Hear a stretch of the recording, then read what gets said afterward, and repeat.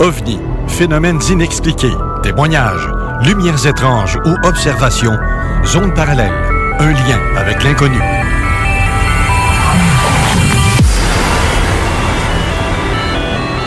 Visitez notre site web à l'adresse www.zoneparallèle.com.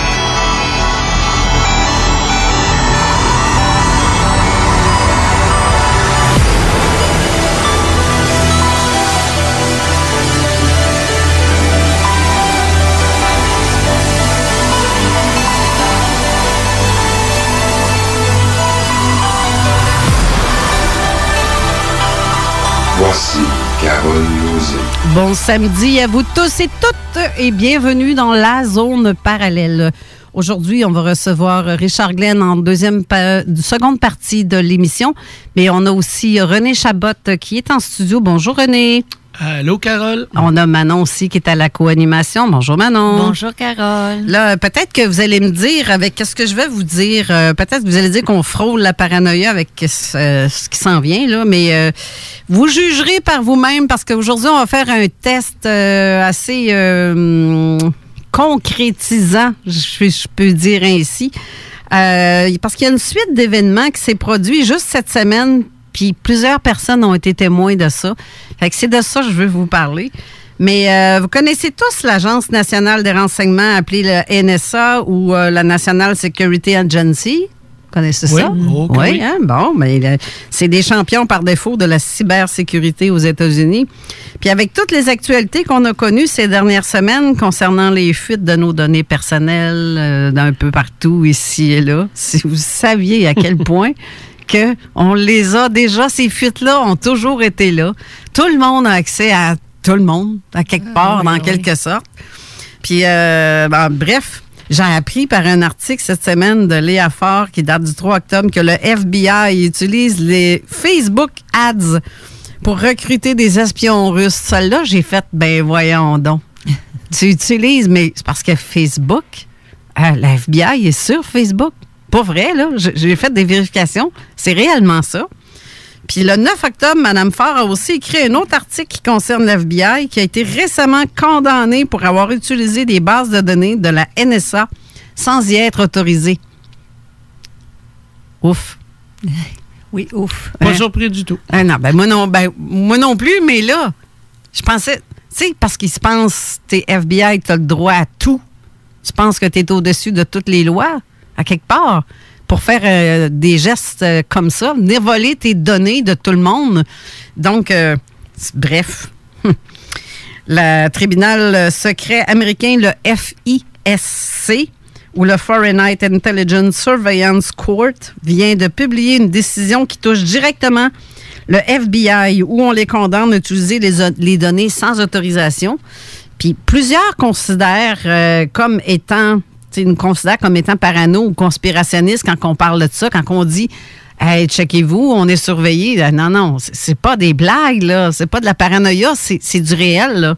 C'est au-delà du réel, c'est même que je pourrais dire. Mais savez-vous que la NSA est suivie sur Facebook aussi par 376 000 personnes minimum, là. C'est au-delà de... C'est fou, là. Donc, la NSA sont sur Facebook... Et le FBI aussi. Puis après ça, on se demande, coudonc, pourquoi il y a tant de bugs sur Facebook? Mais cette semaine, là, on en a vécu toute une. C'est ça que je vais vous parler tantôt. Mais donc, l'Agence nationale de la sécurité américaine, la NSA et les Facebook, ils se servent aussi et ont accès aux serveurs des plus géants américains de l'Internet, incluant Google et Facebook. Ils ont accès à tout. Fait que quand votre téléphone se met à sonner tout seul puis que tu ne sais même pas pourquoi, qu'est-ce qui se passe ou qu'il y a des applications qui rouvrent que tu te demandes « Wow! » Il y a quelqu'un qui a accroché un piton en... Probable. Il y a un programme secret au nom du code PRISM, P-R-I-S-M, est en place depuis 2007. Ça permet à la NSA de se connecter au serveur via un portail pour consulter les informations sur les utilisateurs dont ils extraient des éléments potentiellement dangereux. Ça veut dire que ça a été autorisé aussi pendant le mandat de George W. Bush, cette forme d'espionnage-là. Puis, ça a donné carte blanche à la NSA depuis déjà plusieurs années. Donc, si je reviens à nos événements qui se sont produits personnellement cette semaine, c'est ça qui nous a mis encore plus la puce à l'oreille. Et Manon, t'en as été témoin, toi aussi. Ben oui. Et c'est ça, j'aimerais en passant dire à je sais pas c'est qui a mon compte en main, là, ou s'il y a quelqu'un quelque part en arrière qui m'entend, pouvez-vous me débarrer sur la page Zone Parallèle que je puisse aller commenter, étant donné que je suis administrative de la page. Ça, c'était un fait. Je peux pas rien commenter du tout sur cette page-là C'est un depuis fait. 2 semaines. Ben, c'est vrai. Puis j'ai l'impression que même moi-même, des fois, je viens pour commenter sur ma propre page, puis je suis pas capable, ou je viens pour mettre un post. Si c'est trop, on dirait, délicat comme sujet, ça passe pas. Puis je me fie avec comme, je vais dire seulement que leur prénom José et Christine cette semaine qui fait partie d'un groupe, parce qu'on fait partie, en fait, Manon et moi, d'un groupe de 6 personnes seulement. C'est un groupe qui est fermé. Personne n'a accès à ce groupe-là, puis on se permet à nous, entre nous, de se mettre des posts qu'on ne mettrait pas sur notre page privée. Puis c'est des choses qu'on va mettre, genre, tu sais, pour pas être jugé ou pour pas aussi... C'est qu'à quelque part, c'est entre nous, on se pose des questions, puis on peut parler librement, justement, dans ce groupe-là, en mettant qu'est-ce que vous en pensez de telle vidéo, exemple, puis bon, et là, on sort nos points, nos opinions, et on est seulement que 6. Et il y a juste une personne qui est administrative de cette page-là. Donc, moi, je peux pas aller changer ou modifier quoi que ce soit sur cette page-là, sauf ce que je mets, là, mes commentaires, etc. Mm-hmm. Et c'est incompréhensible que du jour au lendemain, il y a des plaintes qui se sont faites. Ça a commencé comme ça.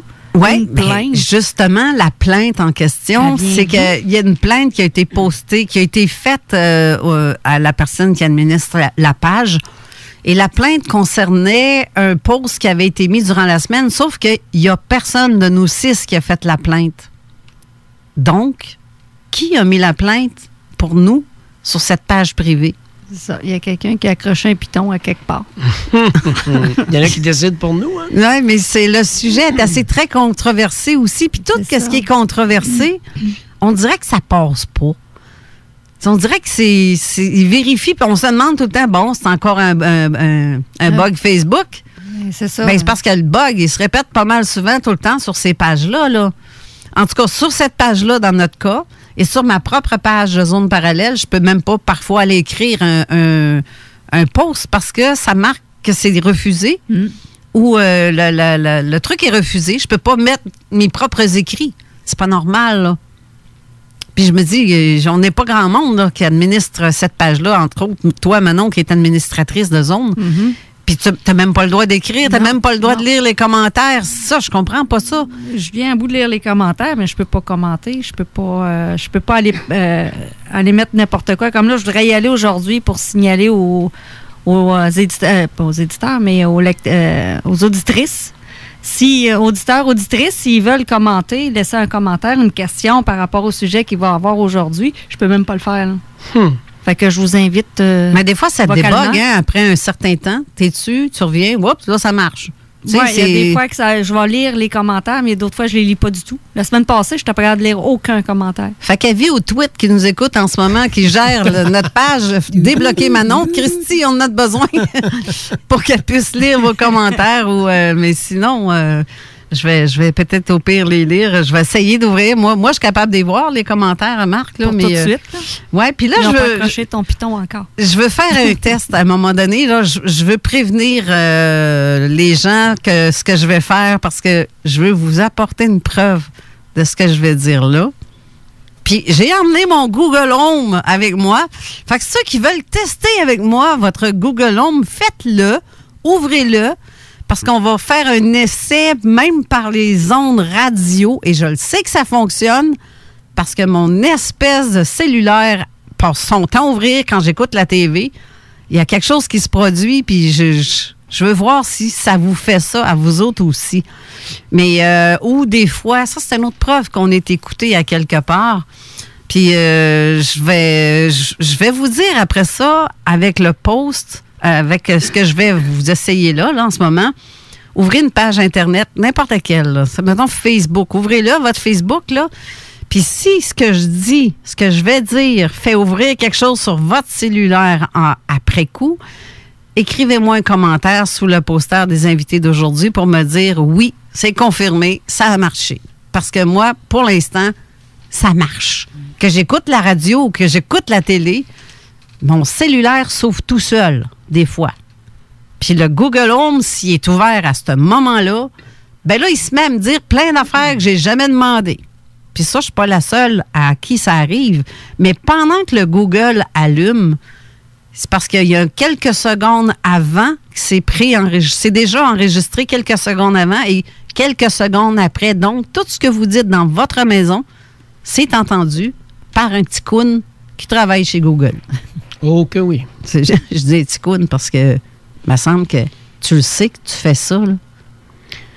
Mais je sais pas si tu as vu, j'ai vu passer un post. J'ai pas été validé si l'information est bonne ou pas, là. Mais dernièrement, il a passé un post comme de quoi qu'en 2020, Google allait bloquer tous ceux qui allaient parler contre les médicaments, contre les médecins, contre les gouvernements et ainsi de suite. J'ai pas été validé l'info. Là, mais je peux te le valider, moi. Ah ouais? Je peux te le valider que ça marche parce qu'il y a des choses que si tu parles contre un politicien, on va te bloquer parce qu'un de mes amis, Luc, qui peut-être que nous écoute en ce moment, Luc, ça vient de lui arriver. Il s'est fait couper 3 jours son Facebook pour avoir parlé contre Trudeau. C'est grave, là. Il a mis une photo de face de cul. Ben, Facebook l'ont bloqué parce qu'il a mis une face de cul sur son mur. Ah, ouais. Oui, mais le gars, il travaille pour le gouvernement aussi, à quelque sorte, là, parce qu'il travaille comme ambulancier. Donc, il est surveillé, le gars. Tout ce qu'il fait, tout ce qu'il dit. Hey, c'est pas drôle, là. Mais c'est parce que celui qui t'écoute ou celui qui fait ça, non, mais as-tu une conscience à quelque part? Parce que, je sais pas, que ça te donne de savoir que l'autre rote puis qu'il pète dans son salon ou qu'il parle de macramé ou qu'il parle de ce que tu voudras. C'est quoi tu cherches? Ben, en fait... Je sais qu'ils craignent gros le phénomène du terrorisme, là, mais c'est pas le cas, là. C'est la raison qu'ils donnent pour se permettre de faire ça. Mais la personne, le ticoun qui nous écoute probablement en ce moment, lui, c'est sa job qu'il fait parce que c'est le grand coon en arrière qui l'oblige à faire ça, là. Le grand coon, oui. Le grand coon, oui. Il y a tout le temps quelqu'un plus haut qu'eux autres, sauf que c'est ça. Lui, il a une job à faire, j'imagine, là, mais c'est ça. C'est tous des coons, finalement. C'est quoi? Des grands, des moyens. Je vais vous conter une expérience personnelle qui m'est arrivée il y a plusieurs années. C'est pas compliqué. C'est en 2001, en septembre 2001, après l'attentat des Tours. Notre téléphone chez nous a été mis sur écoute pendant 3 mois. Et ça se sent, ça s'entend. Mm-hmm. T'entends un déclic, la qualité devient médiocre. Puis tu le sais que quelqu'un décroche en même temps ou pas. Puis la raison est fort simple, c'est que mon conjoint, qui est aujourd'hui décédé, il venait du Liban. Fait que tous les Arabes, les 300 quelques mille Arabes qu'il y avait à ce moment-là au Canada, ont tous été mis sur écoute. Fait que je sais c'est quoi avoir une ligne qui est écoutée. Puis c'est arrivé une deuxième fois pour une ligne qu'on sait qu'on a été écouté, c'est que j'ai un commerce aussi. J'avais plutôt un commerce où un de nos fournisseurs faisait du trafic de pièces d'auto. Lui a été arrêté et tous ceux qui étaient dans leurs clients potentiels ont tous été mis sur écoute. Fait qu'un peu dans les mêmes périodes, on est écœurés d'être... ça va faire, là. Oui, mais ceux qui dirigent ça en haut fonctionnent toujours avec le action, réaction, solution. Ils créent une action qui va créer une réaction dans la population, puis là, ils disent « Ah, on a la solution, voici ce qu'on va faire. » Il y a eu beaucoup de droits de retirer suite au 11 septembre 2001, dont la fameuse loi là, qui a été créée. Même les avocats ne la comprennent pas, cette loi-là, là, qui a été créée tellement d'avance, mais qui ont dit qu'eux, qu'ils l'avaient créée tout de suite au 11 septembre, mais c'est impossible parce qu'elle est tellement compliquée, cette loi-là. C'est la loi du Patriot Act, là, OK. Qui, je ne sais pas si tu as déjà entendu parler, là. Oui. Mais les avocats ne la comprennent pas. Ils disent que c'est impossible qu'elle ait été créée tout de suite après parce qu'elle est vraiment compliquée, que ça a été créé d'avance. Mais tu parlais tantôt du terrorisme. Oui. Quand tu sais que les Moudjahidines avaient été créés par la CIA pour empêcher les Russes de venir prendre possession du pétrole en Afghanistan et que les Moudjahidines, le chef était Oussama Ben Laden, puis une fois qu'ils ont réussi, ils ont démantelé le groupe, puis là, tout d'un coup, ils le nomment, voyons, encore je veux le dire, là, Al-Qaïda. Ouais. Puis la traduction d'Al-Qaïda, de ce que je me suis fait dire, c'est la base. Puis encore une fois, le même chef, c'est Oussama Ben Laden. C'est étrange un peu. Surtout que les médias ont dit que Oussama Ben Laden avait sa carte des services secrets pakistanais et sa carte de la CIA. Il était membre de la CIA. Pakistanais à côté. Il y a des questions à se poser, là. Non, une joke plate. Mais on est des conspirationnistes. Mais ça, c'est un terme que j'haïs parce que conspirationniste, ça veut dire celui qui crée la conspiration. Alors que ceux qui dénoncent la conspiration ne sont pas des conspirationnistes. Ben là, comme c'est là, on est loin d'être fous dans notre petite tête parce que ce qui se passe présentement, qui s'est passé cette semaine, là, ça m'a comme wow, là, un peu. Là. Ben, la journée du 11 septembre 2001, moi, chez nous, le téléphone à plusieurs reprises, j'avais même pas besoin de signaler, puis la personne répondait tout de suite à l'autre bout, sans que j'aille signaler. Ouais, il était comme là en même temps. Fait que, ouais, c'est bizarre, hein?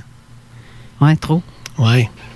Ça arrive, toi aussi. Tu penses à la personne, puis tu viens pour signaler, puis la personne répond tout de suite à l'autre bout, puis elle dit oui, allô, mais ça n'a pas sonné. T'as même pas le temps J'ai pas signalé. J'ai juste dit, je vais appeler ma mère. Puis, pop, elle répond déjà à l'autre bout. Hey, c'est fucky, ce que ça tu m'est dis déjà là. arrivé. Puis tu voyais Ça des m'est sons déjà étranges arrivé, dans le ça. téléphone. Tu entendais des sons étranges dans le téléphone. Fait que cette journée-là, c'était barre open sur les communications. Là. Ça m'est déjà arrivé, ça. Décrocher la ligne pour appeler une personne, puis j'ai pas le temps de signaler en répondant. Voyons, il n'y a pas de tonalité. Puis là, j'entends parler l'autre à l'autre bout. T'en plais, la personne que je voulais appeler. C'est pas parce que cette personne-là tentait de vous appeler? Non, pas tout. Ma mère, elle essayait même pas de m'appeler. Encore là, c'est tout un addon. Pareil, là. Hey, le téléphone s'est signalé tout seul. Ouais. Puis il n'a pas sonné, là. Puis elle a répondu à l'autre bout. Elle a fait comment pour répondre si ça n'a pas sonné? Puis elle-même a dit ça n'a pas sonné. Non, puis elle a répondu. Ça m'est elle déjà a décroché Elle le a téléphone. juste voulu ouvrir le téléphone en même temps. Puis, Ouais. C'est ça. Hey, ça, c'est weird. Wow. OK, on va faire un petit test. Avez-vous tous votre Google... tu vois, moi, ça... Oui, pendant que je parle présentement, vous êtes témoin dans le studio. Ben oui, regardons ça. Je viens de dire, OK, on va faire un petit test pour Google, puis pouf, faire un petit test. C'est ça que ça écrit sur ma recherche Google. Faire un petit test avec votre Google. C'est écrit carrément ça. Je n'ai même pas touché mon cellulaire. Il est sur la table en avant de moi. Ça, c'est... Mais hey, ça, c'est étonnant, là. C'est le vraiment fait que étonnant. tu dises OK, le déclenche, mais comme une fois, moi puis ma blonde, on était dans l'auto, on n'a jamais dit le mot OK. Puis tout à coup, on entend dans la radio parler, parce que mon cellulaire est connecté à mon radio d'auto. Puis là, on entend « Je ne peux répondre à votre demande de 68 ans de mariage. » Elle a pris ça où, elle? Elle a pris ça où, elle? Là, j'ai amené mon Google Home. Je vais faire un test. Je ne sais pas s'il marche par Wi-Fi ici. Je n'ai pas testé. Je n'ai pas rentré le Wi-Fi dedans. Je ne sais pas si ça va fonctionner. Faire un test pour le fun. Sinon, si le vôtre chez vous fonctionne, dites-le moi. À part que, regarde, encore une fois, là, c'est mon cellulaire qui me répond à ma place. J'y touche même pas. Je recule encore. OK, Google. Je n'arrive pas à me connecter au réseau Wi-Fi. Ah, que non, ça?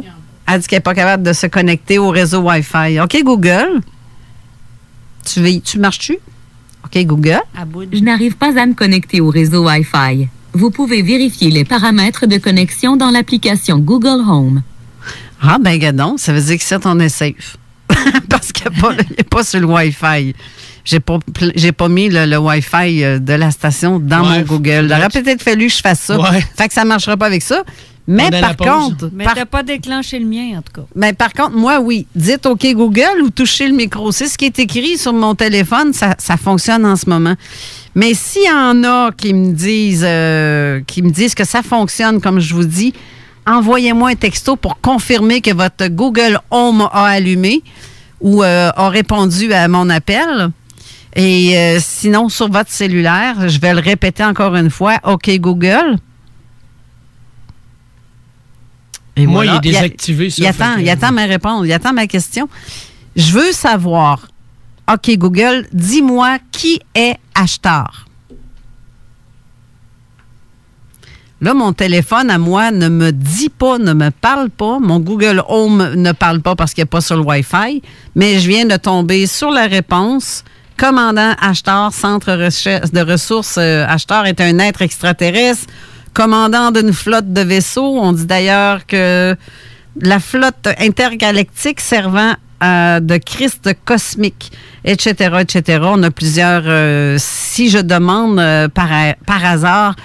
Selon Wikipédia, OK, Google, selon Wikipédia, qui est Ashtar Sheran? Là, elle ne me parle pas, mais ça me dit, par Wikipédia,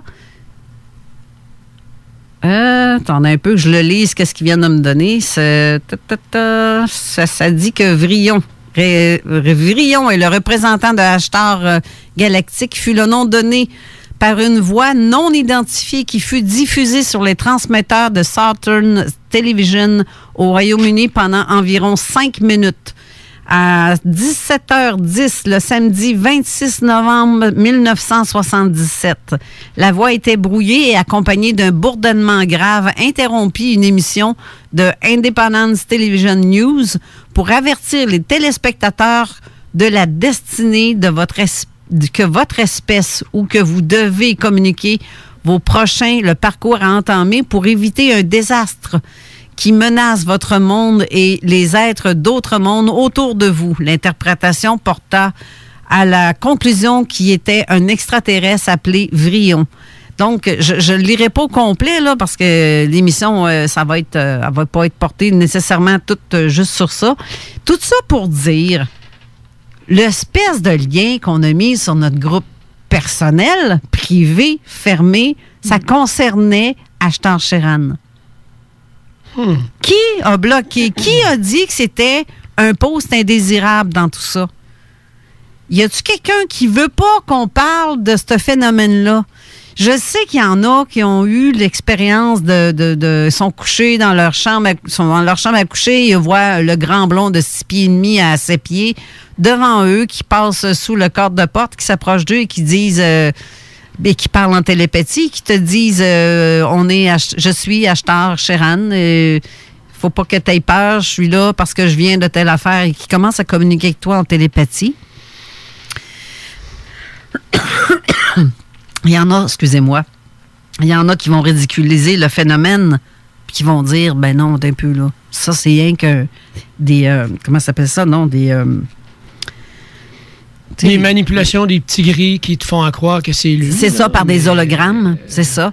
C'est très facile de savoir quand c'est lui parce que tu sens son énergie qui est vraiment très puissante, qui rentre. Puis, en passant, Ashtar, Adama, Sananda, toute la gang. Exact. Ils sont toujours dans le sourire. Ils ne font que rire, font souvent des blagues.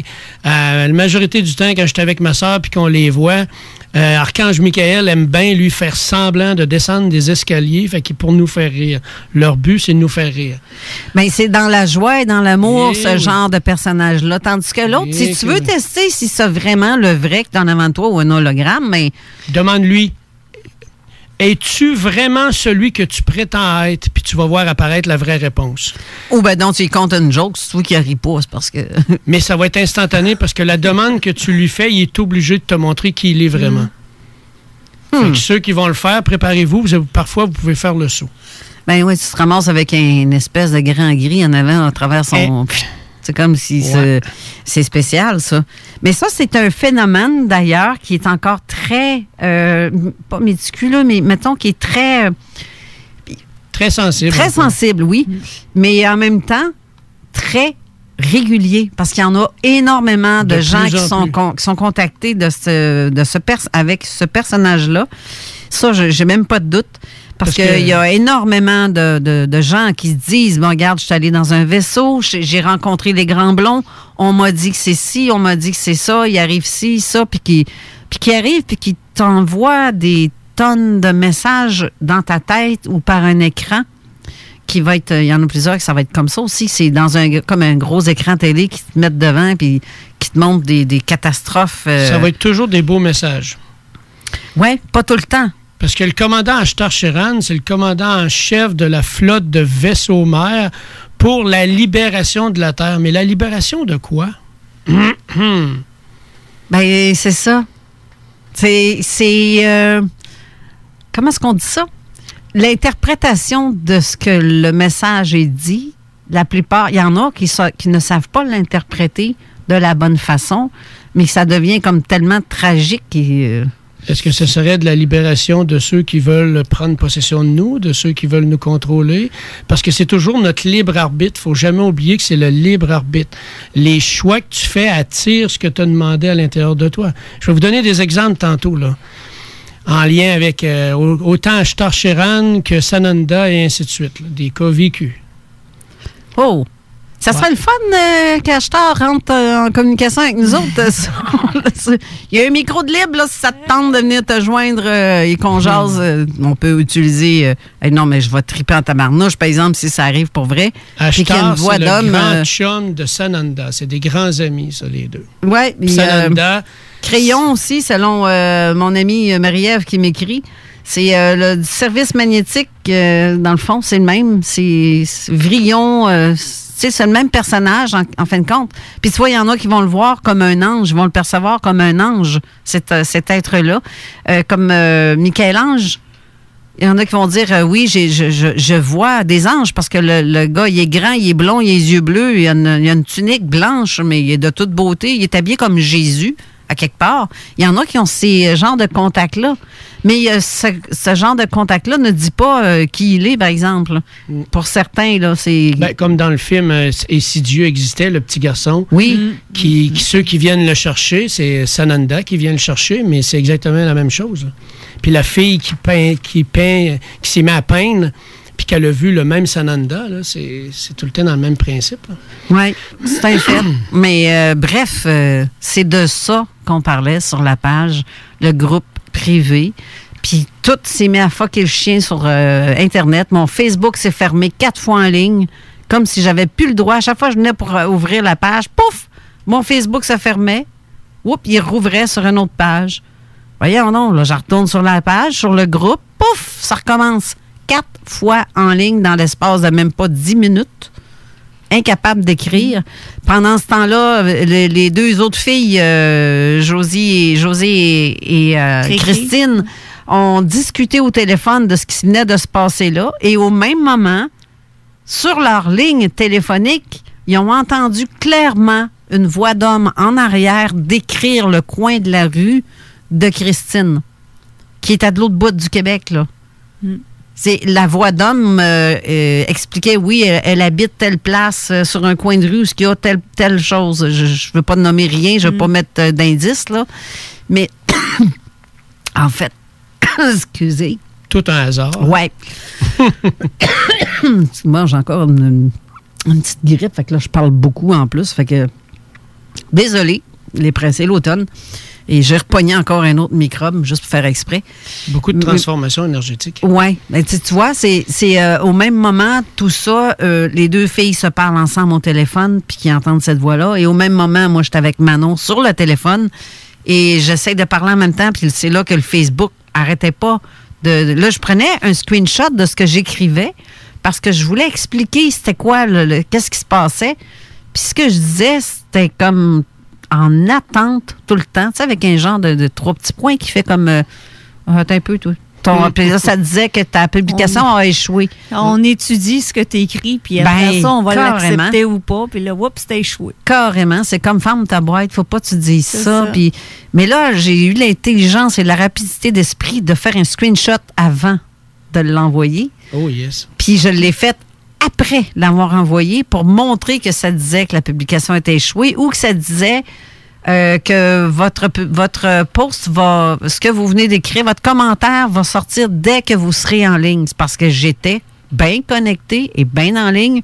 Tout mon Wi-Fi sur mon téléphone était ouvert, puis sinon, je tombe sur le light comme en haut. Fait que c'est sûr que j'étais connectée à quelque part, puis ça disait que je ne l'étais pas. Puis pourtant, je l'étais bel et bien. J'allais sur les autres pages, j'écrivais sur les autres pages. Puis j'ai fait un test. Je me suis mis à écrire des trucs. Bon, on va parler de tricot puis de macramé. Ben Simonac, ça passait. Et dès que je voulais écrire ce que je voulais dire, ce que c'était, ça n'a pas marché. Et là, j'ai voulu mettre pour moi, ils ont su que j'ai fait je sais pas comment, en tout cas, que j'ai fait un screenshot de ce que je voulais écrire, parce qu'à chaque fois, après, je voulais mettre une photo, ça passait pas non plus.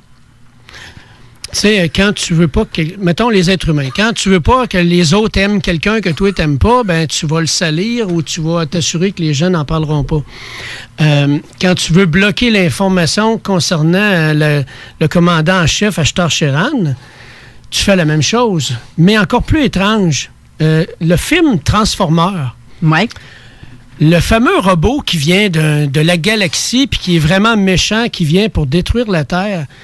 C'est vraiment spécial qu'il l'ait appelé Métatron. En fait, Métatron, c'est l'être le plus puissant en énergie, le plus élevé en vibration. Et pour le placer dans la tête des gens comme étant négatif, il nomme le robot le plus méchant, le plus dangereux, Métatron.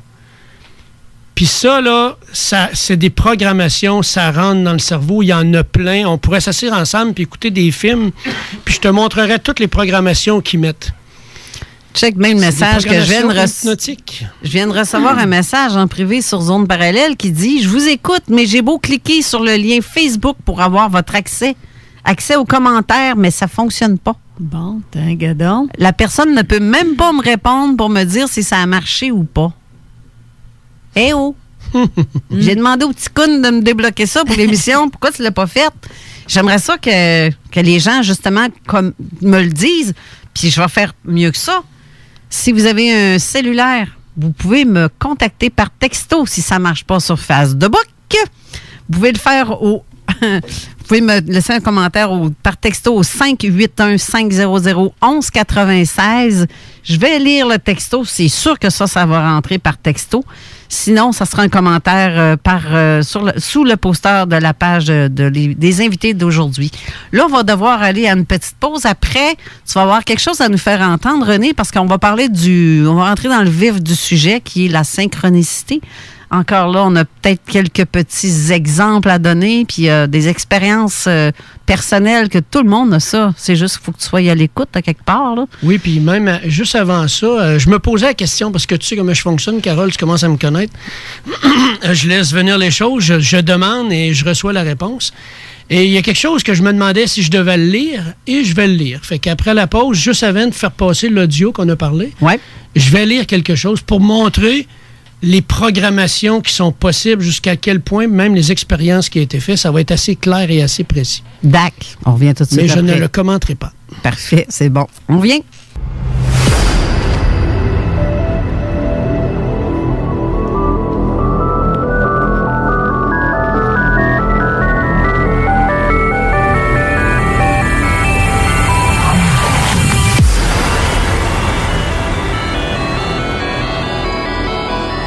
De retour en studio avec René Chabot, Manon Derry. Comme je l'ai dit tantôt, Richard Glenn va venir nous rejoindre vers 1h, 1h15 dans ces coins-là. Alors, tiens-toi prêt pour que je t'appelle tantôt, mon ami. J'ai reçu un texto. Des textos, ça rentre. Ça, c'est sûr. J'en reçois des textos sur le 581-500-1196. Donc, mais aussi, j'ai reçu par message privé Marie-Ève qui me dit qu'à chaque fois qu'elle publie des choses qui sont assez... des informations assez importantes sur des groupes d'éveil ou d'ascension, elle est bloquée. Parfois, ça dure des semaines. Puis en plus, elle a fait un tirage cette semaine pour des pierres de Sentimani. Ils m'ont barré de mes propres groupes. C'est ce que ça dit. Donc, parce qu'elle a une page d'éveil de conscience. Puis ce qu'elle dit, puisqu'elle a fait un tirage sur des pierres, que je répète, le Sentimani, je l'ai peut-être mal dit tantôt. Vous savez, c'est comme... C'est pas normal, ça. T'as une page d'éveil, ça fait ça. Moi, j'ai une page Zone Parallèle qui parle d'éveil, en quelque sorte, parce que je veux éveiller les gens aux possibilités de ce qui se passe, que c'est réel. On n'est pas fou, là. Si je suis pas capable de faire un post pour dire avec la NSA ou la FBI sur Facebook parce qu'on va me bloquer puis qu'on va me fermer ma page, bien là, je le dis par radio. C'est tout. Je vais profiter d'autres sortes d'ondes pour le dire. Puis ça, s'ils l'entendent, bien tant pis. Si l'émission coupe, bien tant pis. On verra ce que ça donnera, mais au moins, vous saurez que ce que je dis, c'est ça, pareil. Là. Oui. Ils le feront peut-être pas parce que là, je viens de le dire. Ils vont être gênés. Ils vont être un petit peu gênés de faire une niaiserie comme ça. Bref, tu avais quelque chose que tu voulais nous lire, t'as dit, René? Oui, bien, Joe Dispenza, je n'avais déjà parlé dans d'autres émissions. Oui, je me souviens. Et à un moment donné, dans le chapitre 6 de son livre, Le placebo, c'est vous, très bon livre, je vous le dis, là. Achetez-le, ça va vous aider sur plein de domaines. Il parle de la suggestibilité. OK. Okay? Les cerveaux, c'est des ordinateurs vivants. Ben oui. Ils vivent avec ce qu'ils ont appris depuis l'enfance, c'est-à-dire de 0 à 7 ans, parce que c'est dans cette période-là que l'empreinte rentre à l'intérieur. Après ça, ben ça devient ta façon de vivre, ta façon d'être, ainsi de suite. Puis là, il a donné un exemple d'un test qui a été fait aux États-Unis, à New York. Je vais vous le lire, ça va être plus simple. OK. C'est Ivan Santiago, un homme de 36 ans. Il attendait patiemment dans une rue de New York en compagnie d'une poignée de paparazzi qui patientait derrière un cordon de velours interdisant l'accès à l'entrée du service d'un hôtel 4 étoiles du Lower East Side. Il attendait la sortie d'un haut dignitaire. En fait, là, c'était tout organisé, OK, avec une équipe de chercheurs pour voir jusqu'où tu pouvais programmer quelqu'un en hypnose. C'était un test qu'il faisait, OK? OK. Puis, lui, sans le savoir, il attendait sur le bord de la porte. Il attendait la sortie d'un haut dignitaire qui devait incessamment quitter les lieux et s'engouffrer dans l'une des 2 limousines noires stationnées en bordure du trottoir. Mais Santiago ne brandissait pas d'appareil photo. D'une main, il tenait un sac à dos rouge flambant neuf, tandis que de l'autre, plongé à l'intérieur du sac partiellement fermé, il agrippait la crosse d'un pistolet équipé d'un silencieux. Santiago, un imposant agent du service correctionnel de l'État de Pennsylvanie, qui arborait un crâne rasé. Il marque qu'il n'aurait pas désavoué Vin Diesel, en savait long sur les armes mortelles de toutes sortes. Dans l'exercice de ses fonctions, il n'avait jamais eu à s'en servir. Mais ce jour-là, il s'apprêtait à le faire. Pourtant, quelques instants auparavant, Santiago était sur le chemin du retour vers son domicile sans penser une seule seconde au revolver, au sac à dos, aux dignitaires étrangers ou à quelconque assassinat. Et maintenant, il se trouvait là, le doigt sur la gâchette, le front plissé, l'air menaçant, prêt à se muer en meurtrier. La porte de l'hôtel s'ouvrit en grand et sa cible apparut en plein jour, portant une belle chemise blanche, des lunettes de sport et une serviette en cuir. Alors que l'homme se dirigeait vers la silhouette qui l'attendait, Santiago sortit l'arme de son sac à dos et fit feu par 3 fois. L'homme s'écroula sur le sol sans esquisser le moindre mouvement, sa chemise tachée de rouge. Quelques secondes plus tard, un homme répondant au nom de Tom Silver surgit de nulle part. Il posa calmement une main sur l'épaule de Santiago et l'autre sur son front et dit « À 5, je dirai entièrement rétabli. Ouvrez vos yeux, réveillez-vous. 1, 2, 3, 4, 5, entièrement rétabli. » Santiago avait été hypnotisé et conditionné à tuer un étranger, en réalité un cascadeur, en utilisant pour ce faire ce qui s'avéra être un pistolet à billes de plastique airsoft, non létal et totalement inoffensif, qui lui avait été remis dans le cadre d'une expérience menée par une poignée de chercheurs qui avaient entrepris de tester l'impensable en recourant à l'hypnose. Serait-il possible de transformer une bonne personne et un citoyen honnête et respectueux des lois en assassin capable de tuer de sang-froid? C'est clair. On en a parlé justement la semaine dernière avec les robots. Les robots qu'on est en train de les hommes qui sont malades ou qui ont un problème physique. Le gars qui était pas quadriplégique, mais je m'en souviens pas le terme. Mais ils ont implanté des plaques dans son cerveau pour faire utiliser, puis c'est pour qu'il puisse faire bouger ses membres juste par sa pensée. Oui. Mais en même temps, y a-tu quelqu'un d'autre qui peut contrôler cette espèce de... Ben, c'est clair. Que c'est informatique, là. Tout est... mais c'est clair, mais c'est étrange de voir à quel point que dans les films, ben oui, ils nous mettent déjà d'avance qu'est-ce qui est fabriqué. Parce que je me rappelle pas le nom du film, mais avec Wahlberg, à un moment donné, il y a une immense décharge radioactive. Et là, il y a quelqu'un qui lui implante justement un robot dans le tronc cérébral, au niveau du bulbe rachidien, et partout dans la colonne. Puis là, il devient plus fort que la normale. Puis là, il est capable de se défendre contre les robots et ainsi de suite. Là. Je me rappelle pas du nom du film. Oui, je me souviens de ça. Je me souviens. Mais j'ai l'impression que c'est comme pas... c'est de la science-fiction, mais crif. Non, c'est bien. Tu le vois aujourd'hui qu'ils font des examens et des tests sur les humains, pour vrai, là. C'est parce qu'à quelque part aussi, il y a bien des choses qu'on prend connaissance aujourd'hui parce qu'ils veulent qu'on en prenne connaissance, mais ça commence souvent par un film qui a l'air un peu bizarroïde, qu'on appelle ça justement de la science-fiction, mais qu'on se rend compte qu'au fil du temps, on découvre que ces films-là ne sont pas du tout de la science-fiction, mais vraiment la réalité.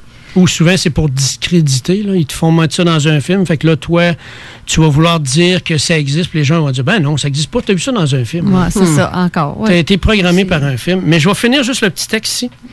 Dissimulés à l'intérieur de la limousine, les yeux fixés sur la scène, se trouvaient les chercheurs qui travaillaient avec Tom Silver, Cynthia Meyerborg, Ph.D., une postdoctorante à l'université Harvard qui se spécialisait en psychopathologie expérimentale. Mark Stoke, Ph.D., un neuroscientifique de l'université d'Oxford qui étudiait les connexions nerveuses associées à la prise de décision. Et Jeffrey, je ne suis pas capable de dire son nom, Kielewski, Ph.D., un psychologue médico-légal qui travaillait pour la société d'experts conseils Human Research Associates, basé à Grand Rapids, dans l'État du Michigan, et qui exerçait son métier dans des prisons à sécurité maximale et dans des hôpitaux pour psychopathes criminels. Les jours précédents, ces chercheurs avaient amorcé leurs travaux avec un groupe de 185 volontaires.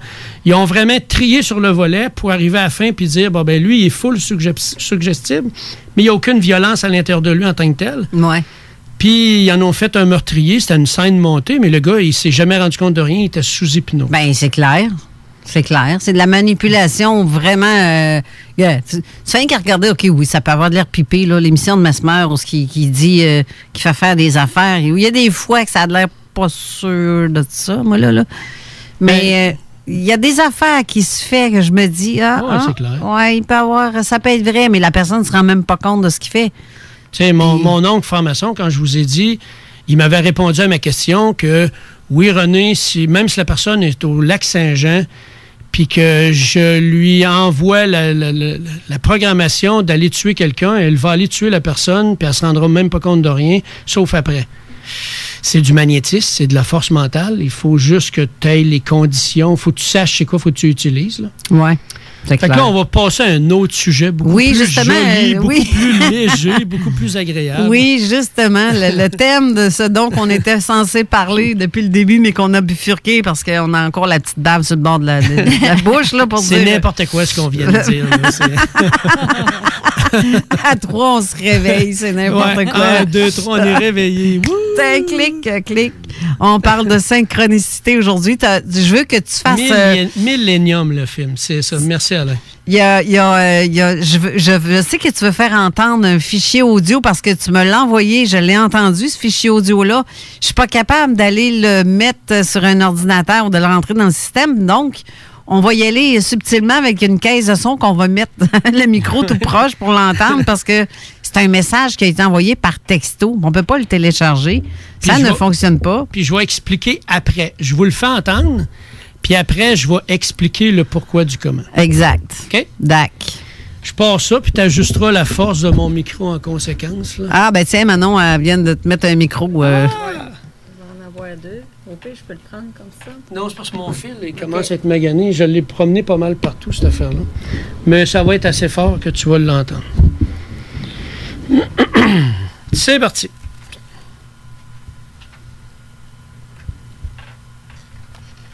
T'es sûr que c'est parti? Ça s'en vient. Ça va, non? Vous entendez ma voix via un enregistrement pour 2 raisons. La première... C'est Benoît Maranda. Je ne peux pas être avec vous en ce moment en studio. Et la deuxième raison, je vais vous l'expliquer après mon témoignage tout à l'heure. Je veux préciser une chose en particulier, c'est que je ne connais pas René personnellement. Comme auditeur de Zone Parallèle, je l'ai à quelques reprises entendu lors des émissions. J'ai eu le plaisir de le rencontrer en personne une première fois le 7 septembre dernier au studio du poste de radio, de l'émission, lors de la première. Mais malheureusement, on n'a pas vraiment eu le temps de jaser, de faire plus connaissance. Alors, René et moi, c'est à peu près tout ce qu'on peut avoir en niveau de relation, de connaissance, ensemble. Ça fait que c'est important pour moi de préciser ça. Alors, voici. Durant la nuit du 22 au 23 septembre dernier, je fais un rêve. Alors, ce rêve-là, je suis dans une grande pièce blanche. Il y a du monde, il y a des gens, il y a des tables. Il y a des gens qui sont attablés. Je dirais des gens que ça pouvait se situer entre 20, 30, 40 ans. Et moi, je me tiens debout à un comptoir. Ça ressemble, c'est pas un bar, ça ressemble à un genre de pièce où on a des clubs qu'on peut avoir dans les milieux de travail, là, un genre de club social. Et puis, je suis debout. Et je vois René qui s'approche. Je tiens à préciser que je ne reconnais pas nécessairement son visage, mais je sais que c'est lui. Alors, on se salue. Bonjour, comment ça va? Les formules habituelles, tout ça. Et René me propose une bière. Moi, je lui réponds, écoute, René, moi, ça me tente pas vraiment de prendre de la boisson. Je te remercie bien gros. Il dit, garde, prends-la, il n'y a pas de problème. Garde, c'est une bière qui n'a pas beaucoup d'alcool. Alors, je prends la bouteille, je regarde l'étiquette, 3% d'alcool. Ça me semblait être une bière irlandaise. J'ai fait une petite vérification et j'étais un peu sceptique. Excusez. Mais oui, une bière irlandaise à peu près 3% d'alcool, ça existe. Je ne le savais même pas. Alors, je viens pour prendre ma bière, puis tout d'un coup, il me tend un plat de bonbons. En fait, moi, j'avais plutôt l'impression qu'habituellement, quand on prend de la bière, on prend des croustilles, puis je pensais que c'était un peu ça. Puis d'un coup, non. J'ai bien regardé, ça ressemblait à des bonbons, mais emballés dans des papiers d'aluminium. Papiers qui reflètent des lumières. On voit ça des fois, ces bonbons-là, avec souvent, c'est coloré. Et à bien regarder, ça me semblait plutôt être de couleur chrome. Il n'y avait pas de couleur, mais c'était chrome. Je trouvais ça un peu bizarre, mais bon, j'étais bien content. On converse, ne me demandez pas de quoi on jase, mais tout d'un coup, dans la conversation, je crois comprendre que René a de l'expérience en pilotage d'avion, et j'interprète ça comme étant un pilote de chasse. Alors, tout d'un coup, quand je réalise ça, je suis très content d'apprendre ça. Je dis, hey, je connais quelqu'un qui pourrait m'amener faire un tour d'avion. J'aimerais vraiment ça, surtout si c'était un avion de chasse. Écoute, là, ça serait bien, bien, bien le fun. Et le rêve continue comme ça, rapidement. Ça va bien. L'émotion est très forte. J'ai vraiment une sensation qu'on se parle, comme on se parle dans la vie de tous les jours. Et puis, après coup, on se quitte. Le reste du rêve, ça n'a pas beaucoup d'importance. Je me réveille après coup, avec beaucoup d'émotions. Je dis, hey, tabarouette, là, il s'est passé de quoi? C'est un rêve pas banal. Comme j'ai dit tantôt, j'en ai fait déjà quelques-uns comme ça. Et je sais que quand on a des rêves avec autant d'émotions et avec une sensation de réalité aussi intense, c'est particulier. D'aucuns appelleraient ça des vols de nuit. Je pense que c'est un vol de nuit. J'aimerais bien en savoir un peu plus. Donc, c'est quelque chose. J'ai fait quelque chose que j'ai pas l'habitude de faire vraiment, c'est-à-dire de communiquer avec la personne avec qui j'ai rêvé. Et comme en plus René, je le connais pas beaucoup, donc mais j'ai dit ça n'a pas de bon sens, il faut que j'appelle, il faut que j'écrive. Alors j'ai écrit, je raconte ça. René me répond, je vais réfléchir à ça. Il y a des choses là-dedans, je vais réfléchir à ça. Je te reviens là-dessus. Jeudi matin, il me réécrit, Benoît, j'aimerais qu'on se parle. Est-ce que tu es disponible pour un appel téléphonique jeudi soir? Je dis, OK, pas de problème, c'est beau, on convient de ça. Après coup, je pense à ça. Je me dis, si je fais un témoignage, si je témoigne de mon rêve et que René m'a expliqué des choses par rapport à ça, je risque peut-être d'altérer mon souvenir. Donc, je lui réécris, je dis, René, je pense que la meilleure chose à faire, ce serait que j'enregistre mon histoire avant que tu m'en parles. Comme ça, on va être certain d'avoir le meilleur souvenir possible du rêve.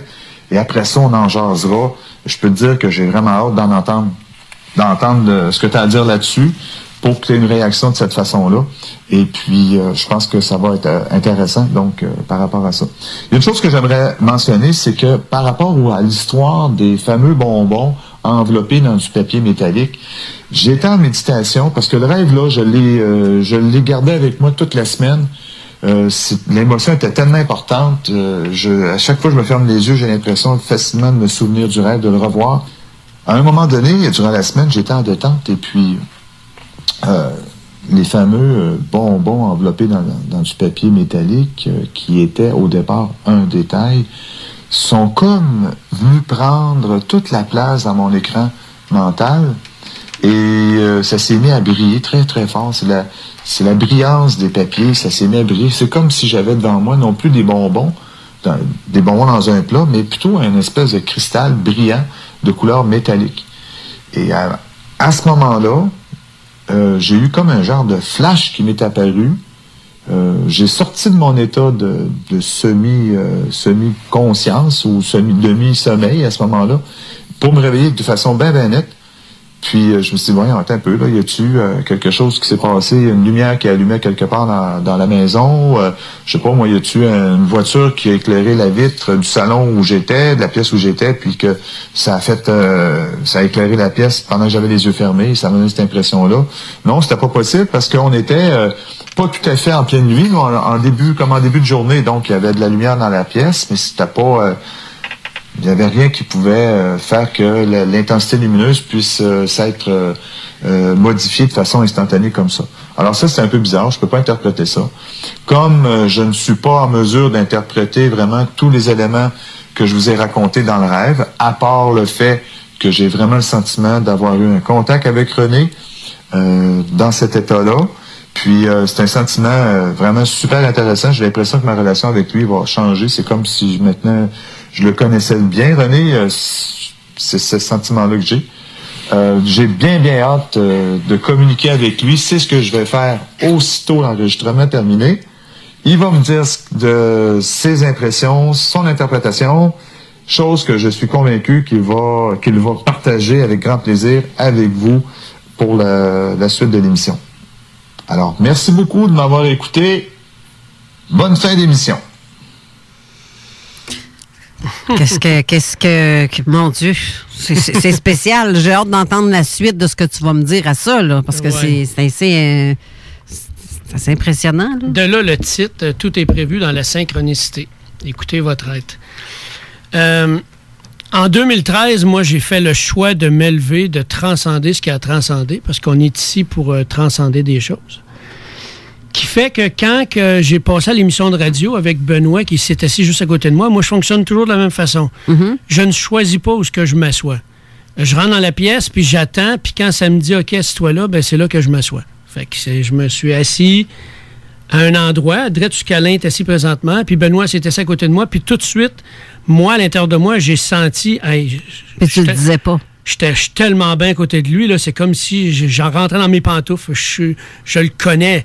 Puis lui, il m'a raconté, quand on s'est parlé, que lui aussi a senti ça tout de suite. Mais on ne se l'est pas dit. Okay. Ça devait arriver comme ça. OK, ben oui, c'est ça. Qui fait que, puis on se passait le micro, on n'avait aucun problème, puis c'était chacun son tour à parler, puis ainsi de suite. OK. Moi, ce que j'ai vu quand il m'a raconté son rêve, mais ce que je dois dire avant, c'est que avant qu'il fasse son rêve, moi, j'ai fait la demande, comme je fais souvent, j'ai fait la demande, quelle serait la meilleure façon de commencer l'émission pour ce que je veux parler. Et là, lui, il m'écrit pour me raconter ce rêve-là. En fait, c'est il t'a apporté un élément. Tu l'as demandé, t'as demandé, dans le fait, si je répète ce que tu viens de dire, t'as demandé comment je pourrais bien commencer mon sujet. Ouais. De quoi je pourrais parler, quelle preuve, qu'est-ce que je devais emmener pour... C'est ça. Puis lui, il t'appelle pour te dire « Hey! » Il m'écrit ça pour me raconter le rêve, mais étant donné que moi, j'ai fait la demande de m'élever, puis que moi, j'ai programmé mes cerveaux à faire des travails, même si je ne suis pas concentré à faire quelque chose, ben ça travaille même pendant mes rêves, même pendant que je fais d'autres travails, et ainsi de suite. Je vais vous expliquer un peu plus, vous allez voir. Puis c'est très simple, tout le monde est capable de faire ça. Qui fait que on a fait la guerre ensemble, la Première Guerre mondiale, et c'est de là que ça part notre connexion. Mais ça va encore plus loin. Il y a une partie que je ne peux pas raconter, désolé, là, mais c'est en lien avec d'autres membres que je connais, là, qui... on est les trois ensemble, OK? OK.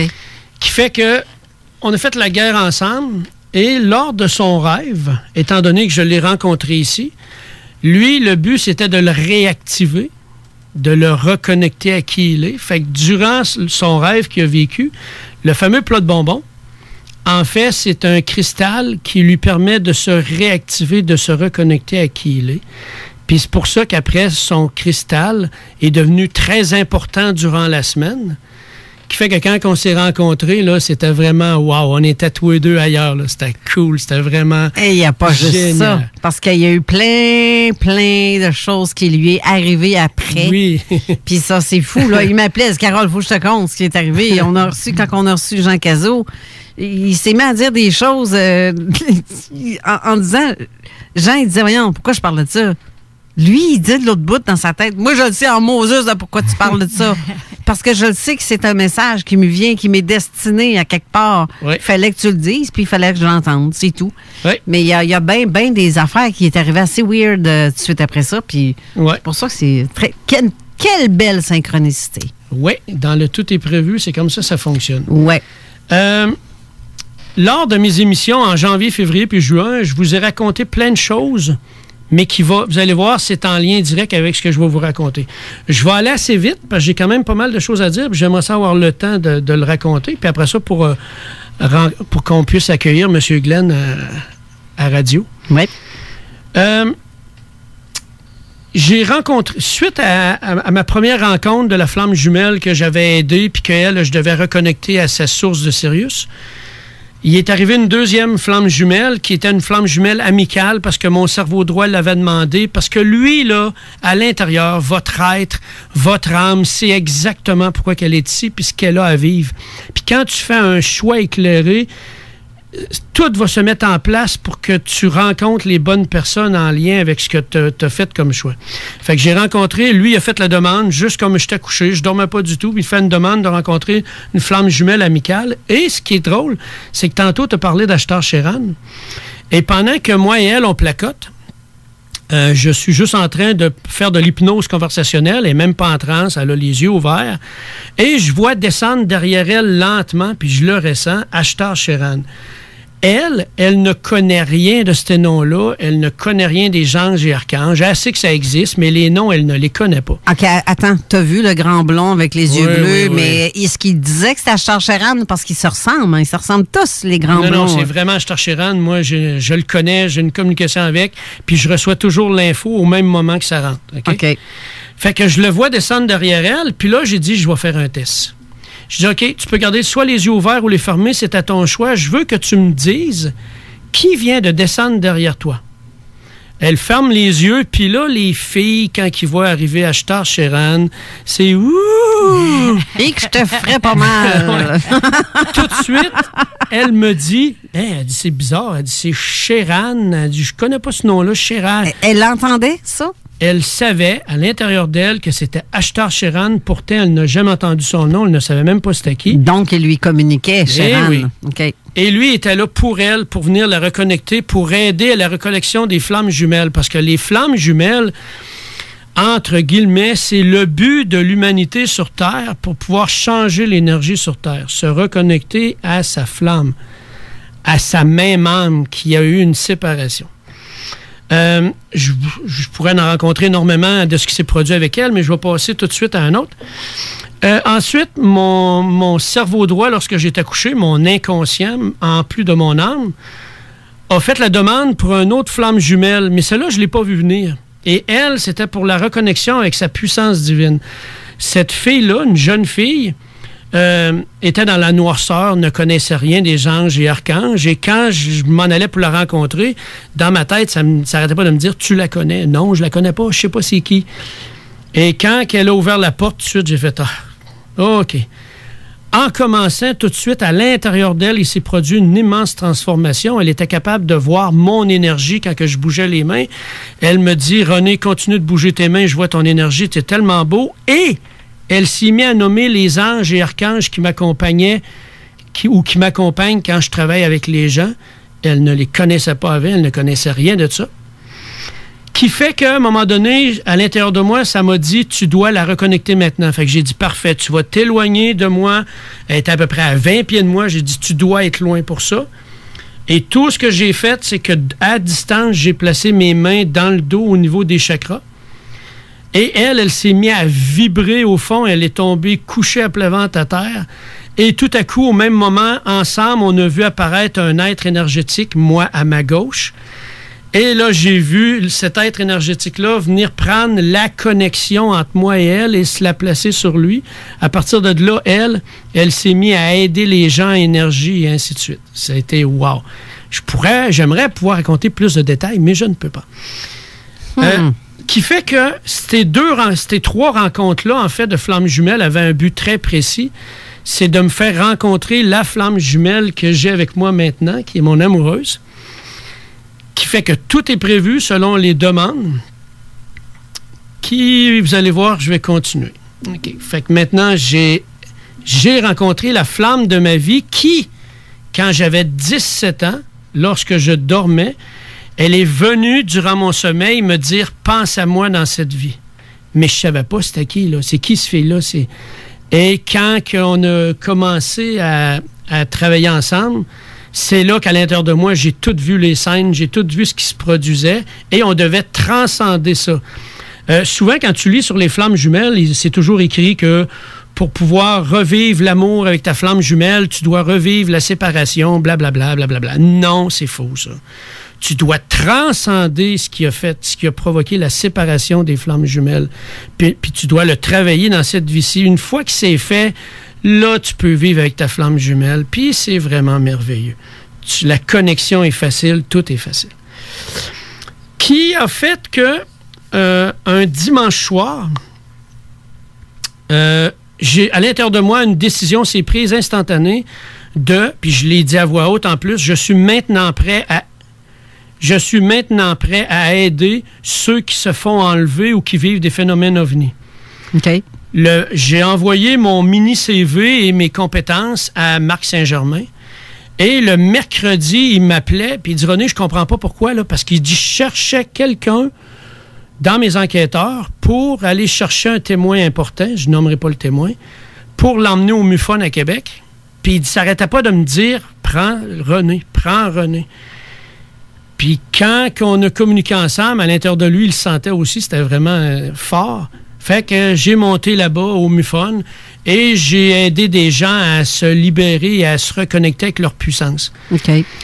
C'est ma mission. Désolé, mais j'ai beau... T'es là pour aider. C'est ça. Moi, depuis que je suis tout petit, j'étais tout petit, puis je disais au monde, je me sens comme Jean le Baptiste, une grande gueule qui n'a pas besoin de micro pour parler dans une salle, et je dois prévenir les gens ou préparer, mais je le faisais pas bien au début. Je le faisais dans la haine, de la colère de ce que je vivais.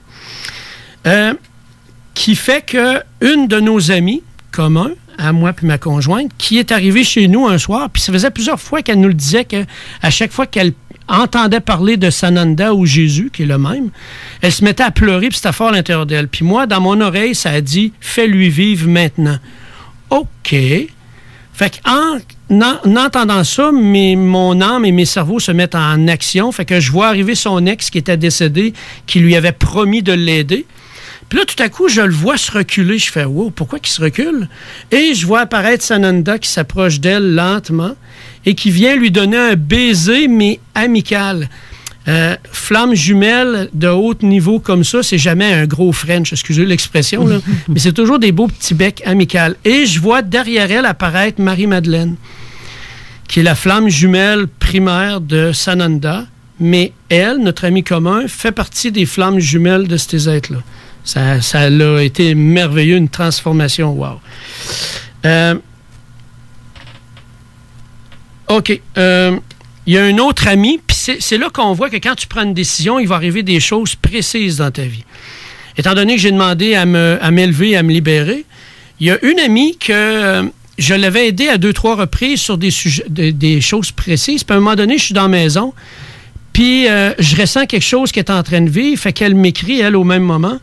Elle était aux prises avec une entité négative, mais en lien avec ce que moi et elle, on avait fait dans une autre vie. Une vie antérieure lorsque j'étais reptilien.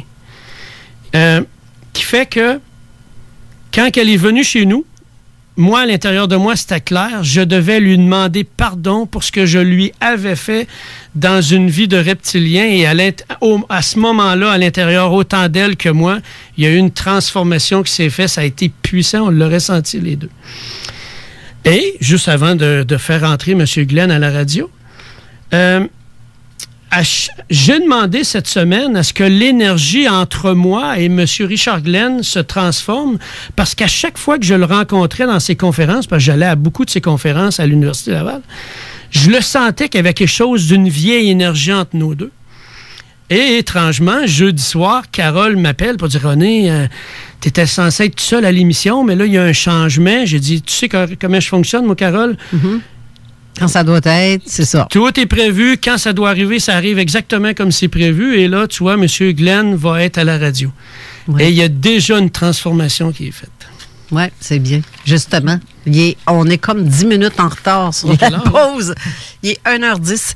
Donc, on va à la pause et au retour, on va parler avec Richard. Restez là. On vous revient tout de suite après.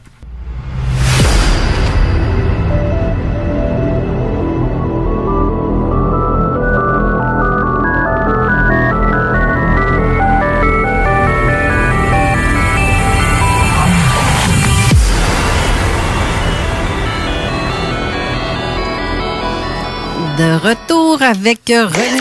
Talk, rock et... Ah, ben, regardons ça, j'ai accroché un péton. On est de retour avec René Chabot, mais on a aussi, présentement, au téléphone, Richard Glenn. Est-ce que tu nous entends, Richard? Oui, je vous entends de ma planète. Bonjour René, bonjour Manon. Bonjour. Bonjour. J'en reviens pas. Qu'est-ce que tu reviens? On entend à la radio, puis c'est même sur Internet, ça veut dire que c'est mondial. Oui. Il ne faut pas vous tenir. Vous savez qu'il y a beaucoup de pays dans le monde actuel où vous auriez été arrêté immédiatement, mis en prison. Ici, ça risquerait plus d'être envoyé en asile psychiatrique. Oh oui, vaut mieux en rire qu'en pleurer ou en crier. Oui. Hein. René, c'est vrai, depuis le temps que je te connaissais, tu as beaucoup changé. Pour le mieux, évolué d'une certaine façon. Comme tu as dit toi-même, tu as laissé tomber l'agressivité ou la rage que tu portais à cause de ce que tu vivais qui était bien spécial. Oui. Bravo. Merci. On est ici pour ça. Hey, savez-vous quoi, mesdames et messieurs? Je viens de recevoir un message en privé. Le monsieur me dit « J'essaie d'écouter ton émission, mais on me barre de partout. Est-ce que je suis seule à être barrée ou quoi? Et même sur mon téléphone, jamais ça l'a fait ça. J'ai 3 réseaux pour t'écouter et ça me fonctionne pas et on me donne Facebook au lieu de ton émission. Je ferme mon ordi, je le restarte et rien à faire, on me redonne Facebook. » Ça veut dire qu'on me barre la diffusion en direct de mon émission. Ben, pauvres autres, il y a un podcast. Ça, on en marde. Je sais pas. Il y a au moins 3 personnes à l'écoute d'après les commentaires sous ondes parallèles. Il y a Christine qui est à l'écoute, Sonia puis Marie-Lise, en tout cas. On a au moins 3 sur le lot. Oui, Christine qui confirme que son Google a fonctionné quand que j'ai dit Google Home. Là. Elle dit oui, Carole, ça a fonctionné chez nous. Mon Google Home a répondu à ta question. Fait que c'est drôle. C'est trop drôle. Hein? Bon, c'est drôle. Tu vois, j'ai Alain qui fait un test sur son téléphone. Ça marche pour ce qui est du mais s'il passe par Facebook, ça marchait pas. Je ne sais pas comment ce qu'il a fait, mais ça fonctionnait pas. Il n'est pas capable d'écouter l'émission. Fait que déjà, encore là, sur toutes les places où ce qu'il va, on essaie de... Hey, on va-tu finir en camisole de force ou ben non... parano, je le sais pas. Il va y avoir des petits hommes noirs qui vont venir nous chercher tantôt. Là, ben oui, toi, chose. Ça va s'en aller en limousine. Hey, on se sauve par la porte d'en arrière ou d'en avant? Mais non, je blague. Mais pourtant, le lien, j'espère que les gens, Régent, que tu écoutes, celui qui m'a écrit, j'espère que, pour Régent Roland, qui vient de m'écrire ce message-là, j'espère que tu vas être capable de l'entendre. Je vais te répondre d'ailleurs. Qu'est-ce que tu en penses de ça, Richard Glenn, de tout ce qu'on vient de discuter, à part ça? Oui, à part ça, disons qu'il n'y a pas longtemps, à Radio-Canada, je crois, ou à TVA, ils ont présenté un documentaire incroyable sur la censure qui est faite sur les réseaux, sur Internet. Et le quartier général est aux Philippines. Alors, il y a d'abord des robots qui sont installés un peu partout en Amérique puis partout dans le monde. C'était l'émission Enquête de Radio-Canada, rien de moins, là, pour nous montrer comment, aux Philippines, des gens sont chargés d'écouter, de vérifier, et ils ont des comme une charte là avec des mots-clés, avec des sujets, et ils regardent les images qu'on utilise, qu'on envoie, et ils font instantanément des censures, et des fois ils ont des litiges, bon ben là ils appellent le superviseur qui vient voir, et puis il faut dire donc qu'ils comprennent très bien ce qui est écrit, puis ce qui est dit en français, aussi bien qu'en anglais ou dans d'autres langues. Alors Internet, c'est mondial, la majorité d'Internet est soit en anglais, ou bien non en espagnol, en français, en russe, en chinois, mais là, on sait que là-bas, même mon émission, j'ai des amis qui étaient en Chine, puis il y a un bout de temps, ils ont eu le droit de regarder mon émission Ésotérisme expérimental sur Internet. Paf, tout d'un coup, ça fait plus l'affaire. Il suffit qu'on ait abordé une ou deux fois là, des sujets qui, là-bas, passent pas. Tu sais, autre pays, autre mœurs, hein? Oui, c'est un fait. Mais sais-tu que... Mais toi, là, t'as-tu senti comme surveillé, écouté? Moi, j'ai rencontré les autorités de Google avec lesquelles on a eu des explications précises. Le code d'éthique, tu sais, dans des postes de radio, là, Radio-Canada, ou des postes officiels, ils ont des codes d'éthique à respecter. Okay. Ensuite, ils ont une politique de la bâtisse, là. On appelle ça comme ça, là, la politique de la boîte. Moi, j'étais journaliste au journal Le Droit à Ottawa. Et dans les premiers temps que je faisais ma carrière de journaliste, on m'avait envoyé sur une enquête concernant l'avion de chasse Arrow, qui avait été fabriqué par le Canada et qui était supérieur à tous les avions de chasse qui étaient fabriqués dans le monde. On était rendu au 6e prototype qui volait. Hein, ils ont battu des vitesses, ils ont battu des records de vitesse, ils ont battu... il y avait des exigences militaires puisque c'était un avion pour l'armée. Il était très, très, très en avance à la fine pointe. Et là, où je m'en allais avec ça, c'est que dans le reportage que je me préparais à présenter aux journalistes et au journal Le Droit d'Ottawa, on m'avait donné une semaine pour rencontrer des ex-employés de la compagnie Avro. Et j'ai vu des gens en larmes, en pleurs, ils perdaient leur salaire, ils perdaient le prestige qu'ils avaient mis au monde, le meilleur avion au monde. Et lorsque le lundi matin, je me suis présenté dans la salle des nouvelles, au chef de pupitre qui s'appelait M. Guy Bord, pour quelqu'un qui douterait de mes propos, là. Alors, M. Guy Bord a pris mon article. J'ai dit, on peut pas le faire juste en un article, ça va être au moins 3. Ah, il dit, j'ai pas de problème avec ça. Laisse-moi ça, je vais regarder ça. On se reverra après le dîner. Et après le dîner, il me reçoit à côté de dans son bureau. Il prend mon article et je l'ai tout lu. On l'a consulté en comité. J'ai compris que ça voulait dire avec les propriétaires de la boîte, là.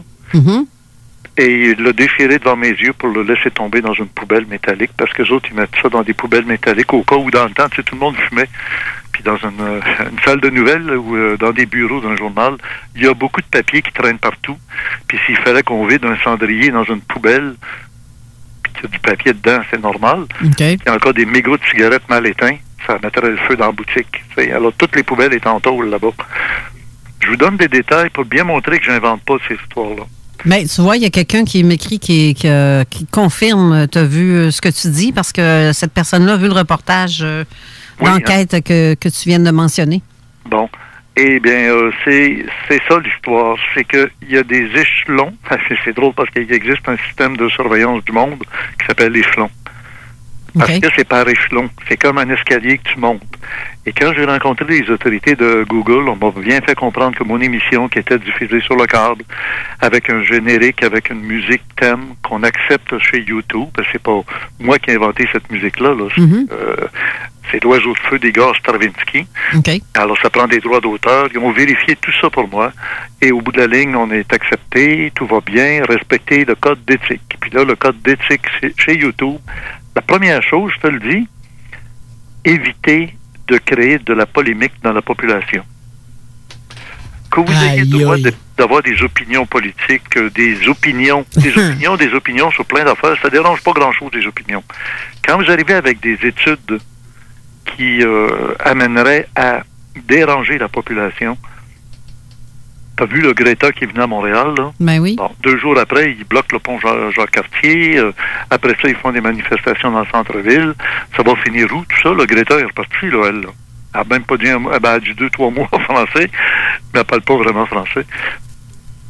Ben, c'est ça l'histoire. C'est que quand on fait affaire à la masse, à la population, en général, c'est comme un troupeau.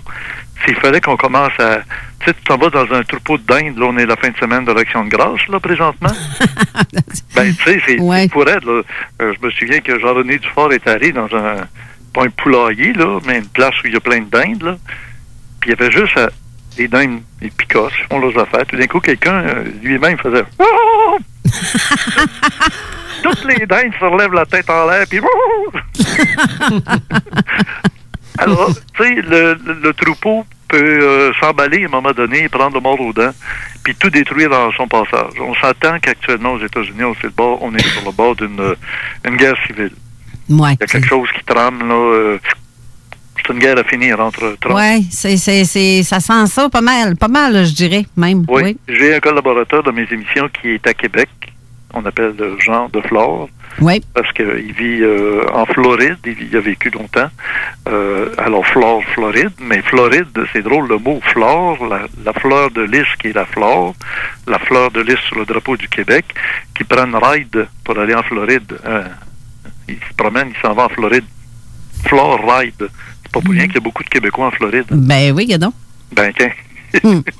Alors, c'est un peu de l'ésotérisme avec du fil blanc, là, mais il y a quand même beaucoup d'informations à d'autres niveaux. C'est pour ça que j'écoutais René tantôt, avec grand respect, René, parce que ce que tu dis, ça fait partie de ce que, dans mon congrès, on va parler, on va traiter lundi qui s'en vient, lundi de la fin de semaine de l'Action de grâce, c'est-à-dire dans 2 jours, toute la journée à l'hôtel Sandman, à côté de la station de métro de Longueuil. Tout le monde est bienvenu. Puis si vous ne pouvez pas venir, prenez un billet qu'on appelle un billet virtuel pour suivre tout ça sur Internet en direct. Justement, qui sont tes invités, les plus gros invités, je dirais, qui vont être en conférence? Ce qu'on finit pour René, c'est que ce qu'on a comme thème de notre congrès, c'est les expérienceurs. Ben, regardons ça. C'est exactement ce que René nous a témoigné. Un expérienceur, c'est pas un expérimentateur, c'est quelqu'un qui vit une expérience insolite, qui rapporte de son témoignage, et il n'y a pas souvent de preuves. Des fois, il y a des témoins, d'autres témoins qui peuvent rapporter leur témoignage, qui confirment le sien, etc. Mais des preuves matérielles, puis surtout, un expérienceur, quand on le prend, là, puis on dit, on va te donner 100 000 $, si tu peux nous prouver que tu as un don de médium, que tu es capable de faire de la télépathie, que tu es capable de voir des événements avant le temps, là, de la précognition.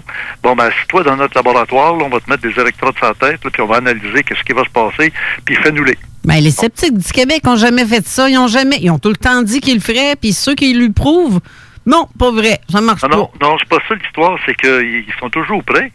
Sauf qu'il faut que ce soit dans leurs conditions, à leur moment. Mais ça marche pas de même. Le protocole scientifique à eux. Alors qu'on sait très bien que la médiumnité, le phénomène psy qu'on appelle, là, peut se produire tout à fait fortuitement. Exact. Ça marche pas sur commande. Exactement. Voyons, ça marche. Voyons donc. Oui, puis en énergie quantique, ça a été démontré que celui qui veut faire une expérience, donc, mettons, eux qui voudraient essayer de voir si on est capable de prévoir les choses, ben en énergie quantique, ça a été prouvé que celui qui fait l'expérience peut modifier le résultat de l'expérience, même si c'est une expérience dite reproductible. Oui, on appelle ça la réaction au témoin, le fait qu'il y a un œil qui regarde. C'est ça. Et on dirait que la matière qu'on pense inerte, qui n'a pas de vie, là, des électrons, des photons, le simple fait qu'il y a une caméra qui observe, c'est même pas quelqu'un de vivant, c'est une caméra qui filme, le fait qu'il y a un observateur peut modifier la réaction. Oui. Alors, on est rendu loin. En physique quantique, il faut faire bien attention, mais on comprend une chose, c'est que la spiritualité d'autrefois ou l'ésotérisme est en train de trouver des preuves que les gens qui ont rapporté des phénomènes, ils n'étaient pas si fous que ça. Tu sais? Clairement. Voyons. Alors, mes invités pour le congrès, tu veux savoir ça? Ben oui. Ben, j'aurais quasiment aimé avoir René à mon congrès parce qu'il rentre pile dans le cadre de son... Sais-tu quoi? Je vais être là cette fin de semaine-là. Il va être là. Tu vas être là, hein? Ben oui. Oui, j'ai acheté mes billets pour y aller. Me semblait, c'est ça, j'ai pas regardé, moi, mais me semble que Geneviève m'a dit ça, que René, il va être là. Bon, ben écoute, moi peut-être te faire passer en avant, mais t'en profiteras pour faire la publicité pour l'émission de Carole, parce que Carole, ça fait du bien d'avoir quelqu'un qui parle en grand public comme tu fais. Merci. Et puis, j'ai bien écouté plusieurs de tes émissions en particulier, et j'avais hâte d'entendre notre prince national de l'ufologie qui s'appelle Jean Cazot. Prince national, oui. Ben gadon, c'est donc bien cute. Ben oui, je trouve que oui, il est sur son trône parce qu'après tout, il a œuvré depuis bien longtemps, bien avant moi, là, il était déjà impliqué dans l'ufologie et il a été obligé de gagner sa vie comme tout le monde, hein, en étant animateur à la radio et tout ça. Et puis il est revenu à ses premiers amours, comme on dit, hein. Oui, dans l'écriture. Ben, d'ailleurs, pendant que tu le mentionnes, justement, on va lui rendre hommage juste le 30 novembre à l'hôtel Loiselière à Lévis pour ses plus de 50 ans d'ufologie et de travaux là-dedans. Ça fait même 53 ans qu'elle est là-dedans, si je me trompe pas. Ben oui. Puis je pense que c'est grâce à lui si j'ai mon émission, parce que c'est lui qui m'a comme backé en arrière, qui a demandé, qui a comme... oui. Ben, c'est ça. Fait que j'en dois une, comme on dit. Il a fait un très bon choix, d'autant plus que tu es très compétente. Puis en plus, tu es une femme. Puis il n'y en a pas gros animatrices dans ces domaines-là. Ah, ben oui, c'est vrai. C'est vrai qu'il n'y en a pas beaucoup. Non, c'est ça. Directrice de nouvelles, on en connaît. Là. Mais tu sais, c'est pas comme quelqu'un comme toi qui navigue à travers tout ça puis qui a toujours été intéressé par ces sujets-là. Fait que lâche pas. Ben, merci beaucoup. C'est donc bien gentil ce que tu dis là. Non, mais on n'est pas nombreux. Puis étant le fait qu'on n'est pas nombreux, je trouve que c'est important qu'on échange ensemble puis qu'on trouve le côté qui nous rapproche plutôt que qui nous sépare. Il y en a qui aimeraient trop ça qu'on soit tous divisés puis qu'on se mange toute la laine sur le dos. Non. Ah, ça, ben, ça, regarde, moi, ça me décourage quand je vois ça passer. Plus on évolue, plus on s'en va vers ce qu'on pourrait appeler le sommet de la montagne. Il y a moins de place en haut, là, mais on est tous là. Il faut lâcher les débats d'ego puis rentrer dans notre âme. Exact. Oui, c'est tout à fait. Richard, on va, juste parce que j'ai eu un retard tantôt dans mes pauses, vas-y, oui. On va aller en faire une courte, mais au retour, j'aimerais que tu me parles, toi, de synchronicité, une expérience que tu as vécue dans la synchronicité. Ben là, je vais finir par te donner la liste de mes invités. Ah, aussi. OK. Bouge pas, reste là, on revient tout de suite après.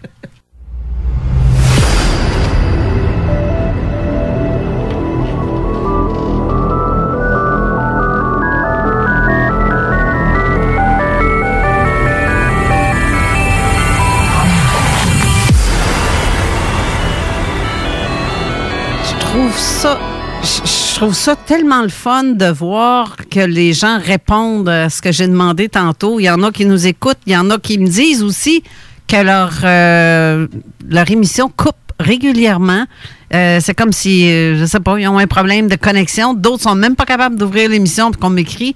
Donc, il y a quelque chose il y a des ondes encore qui interfèrent à quelque part. Oui, c'est ça. Y a-t-il quelqu'un qui ont essayé de pogner à l'assaut la station pour les ondes radio? J'en ai aucune idée. Ils ont de la misère à se brancher. Mais bref, au moins, comme j'ai dit, le podcast, ça coupe pas. Ceux qui n'ont pas pu l'écouter ou qui vont le manquer ou qui le manquent à moitié, mais il y a toujours le podcast qui va être disponible après l'émission. On disait quoi, Richard Glenn, non, avant la pause? Ses invités? T'es là, Richard? Les invités, d'accord. Il ne faudrait pas trop mettre l'accent sur le fait que l'émission serait censurée ou tout ça. Il y a bien souvent des problèmes d'ordre technique bien simples. Aussi. La vitesse de transfert des... Aussi. Et puis de réception de certains ordinateurs. Il y a des gens qui ont des ordinateurs à assez basse vitesse. Oui, c'est ça. À suivre. Puis... Mais cette personne-là me dit qu'elle n'a jamais eu vraiment ce problème-là avant. Là, je sais pas. Ça donne peut-être de même. Moi, c'est un addon. C'est ça. On va dire que c'est un addon. Ça sera pas... Appelez ça de la synchronicité, pourquoi pas? Ben oui. Ben oui. Bon, alors, je vous dis ça rapidement. Là. Lundi, on ouvre les portes à 8h30 à l'hôtel Sandman. C'est l'hôtel qui est collé sur la station de métro de Longueuil. Ouais. Sais-tu ce que ça veut dire pour les gens de Québec et de la région? Ça veut dire que si vous arrivez par autobus, vous arrivez là? Vous descendez à la porte de l'hôtel. Parce que la station de métro de Longueuil, c'est l'arrêt par la 20, là, quand ils arrivent par la Rive-Sud. Ils arrêtent là, à Longueuil, à côté de la station de métro. Puis après ça, ils s'en vont vers Montréal. Fait que j'ai déjà des gens qui arrivent par autobus de Québec. Ils descendent de l'autobus, puis ils n'ont même pas besoin de rentrer dans la station. Ils s'en vont à côté. C'est l'hôtel qui est juste là. Alors, à 9h, ça débute. Et ça débute ainsi à 9h sur Internet. Si vous voulez prendre votre billet pour être branché en direct par Internet, il faut le faire avant demain midi. À midi, on n'accepte plus parce que, écoute, il faut rentrer les adresses Gmail parce que pour que la connexion se fasse en privé, évidemment, si vous payez votre billet, c'est pas pour que tout le monde le voit en même temps. Ça se trouve être juste ceux qui vont avoir pris leur billet. Vous allez sur mon site. Hein. Le site, c'est ésotérisme-exp.com. C'est ésotérisme expérimental. Vous pouvez faire ça sur Google. Vous allez avoir tout de suite le lien d'ésotérisme expérimental. Et il y a un formulaire. Vous pouvez payer par PayPal, donc par une carte de crédit, ou alors par la poste, mais là, il est un peu tard pour ça. Là, mais sur place, à l'entrée aussi, il y a moyen. Alors, voilà, les invités. On commence d'abord par un gars de Québec qui s'appelle Yann Vadnais, qui fait le lancement du livre de Toby Guillemette, intitulé « L'OVNI posé dans le champ ufologique ». C'est presque une boutade, parce que l'ufologie, ça s'intéresse aux ovnis posés dans un champ. Mais là, lui, là, c'est pour nous montrer que l'ufologie des tôles et boulons, là, ce n'est que le premier niveau des échelons à monter pour arriver avec, un peu comme René disait tantôt, Ashtar Sheran, puis des connexions psychiques, etc., etc. Il n'y a pas de tôles et boulons, là. Non, c'est ça. Et pourtant, on parle d'ovnis. Oui. Hein? Bon. Ensuite, après la pause, M. Martin Jeantat, que tu as reçu. Oui. Ah, il va être là. Oui, c'est vrai. Martin Jeantat, un Polonais d'origine, ex-professeur d'université. Il insiste pour que le titre de sa conférence soit bien « Les contactés extraterriens et leur message ». Il ne voulait pas que j'utilise le mot extraterrestre. Nous, on utilise des fois aliénigène, mais ça dit ce que ça veut dire. Et il nous parle en particulier des 12 points, des 12 éléments du rapport des alliés de l'humanité.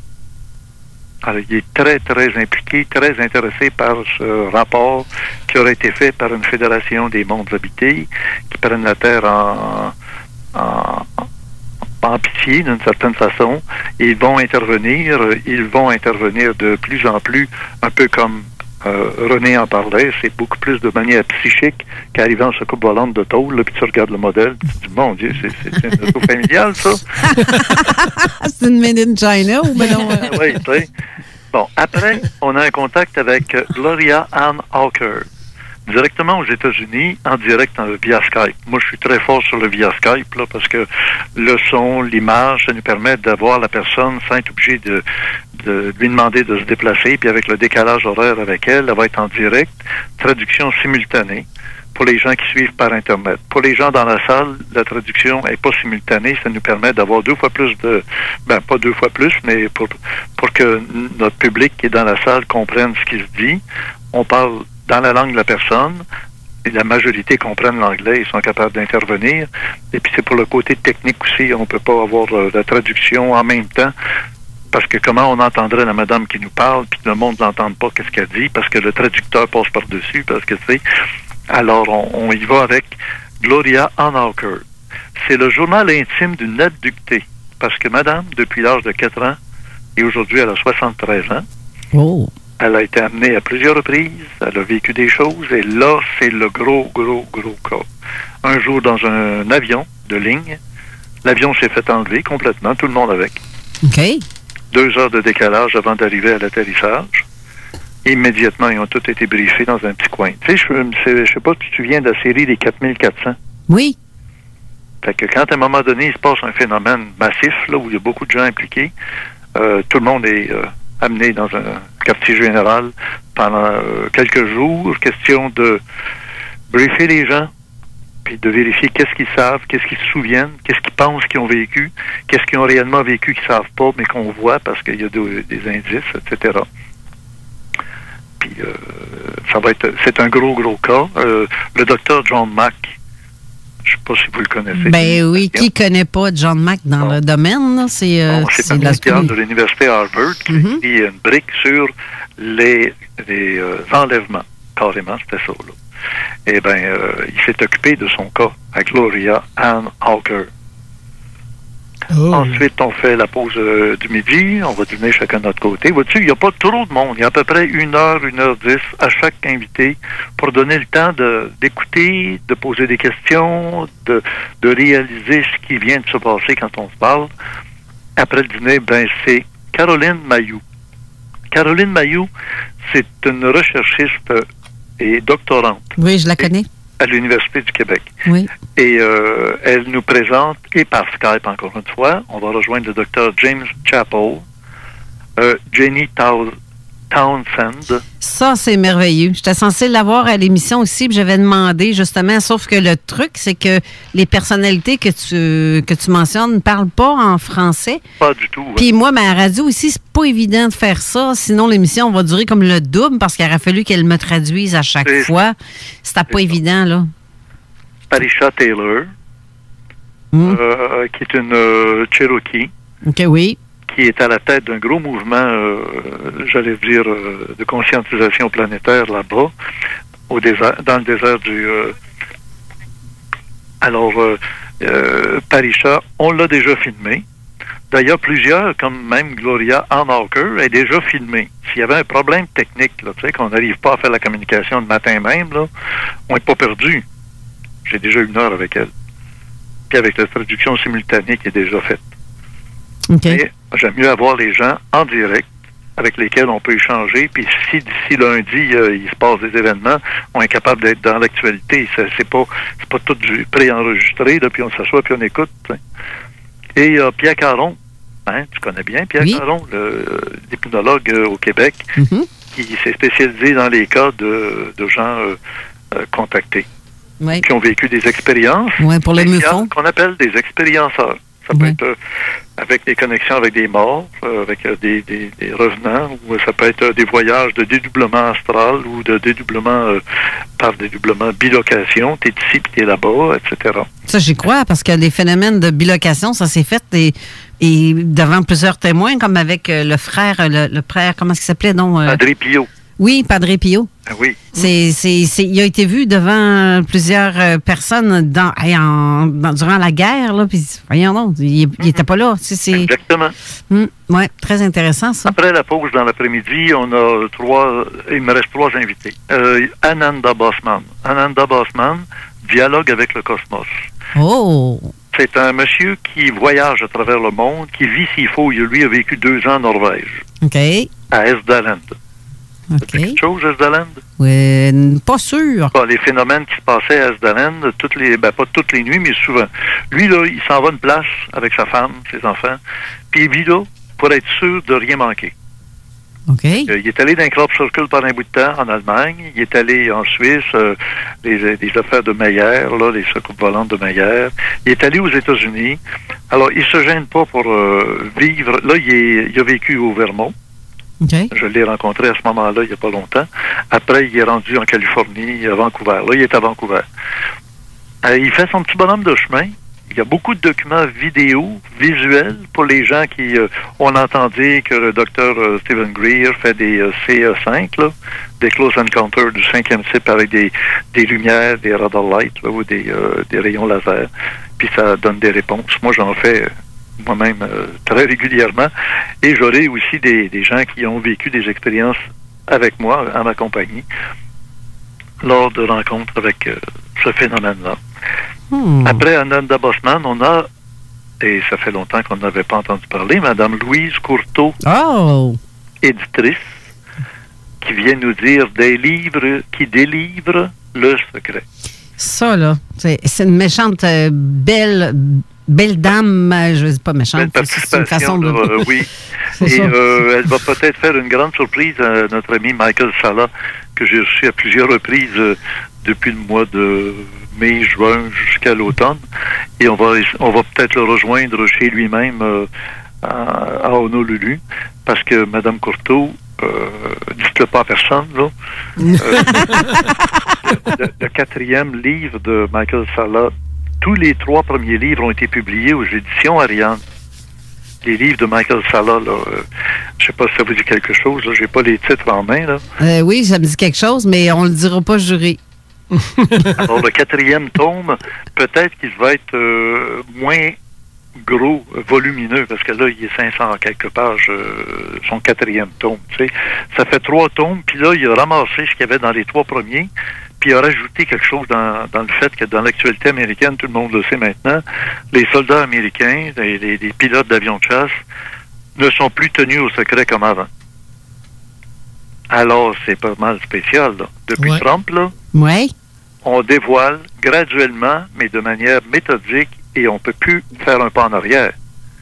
Ils ont montré des vidéos de Lockon, comme ça s'était passé en Belgique, là, à l'époque du passage d'OVNI au-dessus de la Belgique, là, le fameux triangle avec les 3 lumières blanches au chaque coin du triangle, puis une lumière rouge en plein milieu en dessous. Puis on a essayé de faire croire que c'était des fumisteries. Ben non. Mais ça, c'est autre chose que des extraterrestres, là. Parce que la technologie, par reverse engineering, elle a fini par atteindre nos capacités humaines aussi. Il n'y a pas rien qu'eux autres qui ont des capacités de faire certains vaisseaux. Oui. Clairement. La rétro-ingénierie. Bon. Ensuite, après Mme Courteau, Alain Niala, philosophe, consultant, très connu ici dans mes émissions d'ésotérisme expérimental qui ont lieu tous les samedis soirs, comme ce soir, là. OK. Je peux-tu le dire, Carole, dans le détail? Ben oui, vas-y.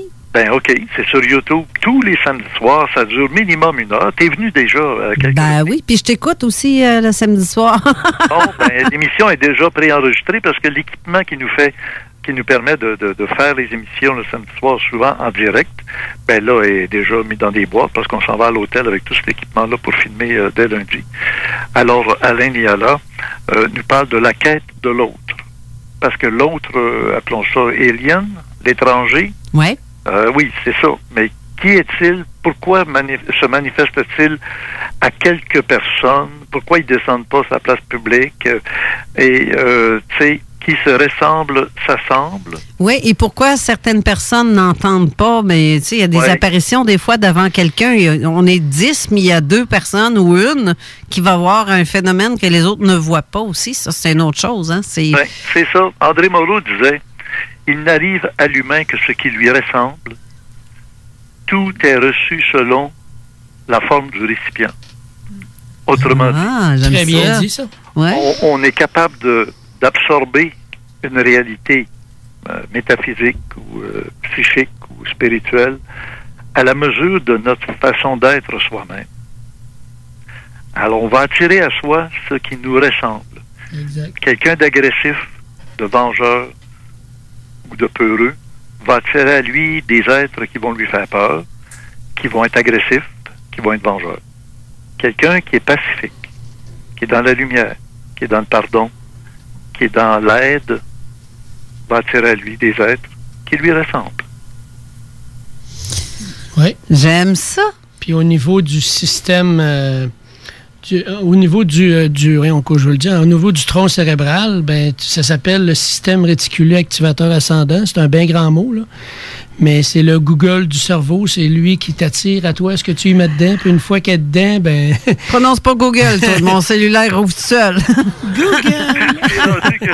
T'as peur de Google comme si c'était le démon, tu sais. Non, c'est parce que ça coupe, mon image coupe, que j'essaie de lire les commentaires des gens que je reçois. Google me fait il apparaît il me bloque la vue, je peux plus lire les commentaires dans ce temps-là. On va y trouver un nom, tu sais. Hey, mais tu me fais penser aussi, j'en ai eu un autre commentaire de Cathy qui confirme qu'elle aussi, chez elle, c'est rare que ça bug. Il n'y a jamais... mais en tout cas, elle est en train de sacrer gros comme le bras. Puisque à chaque fois qu'elle essaye d'écouter l'émission, ça marche pas bien.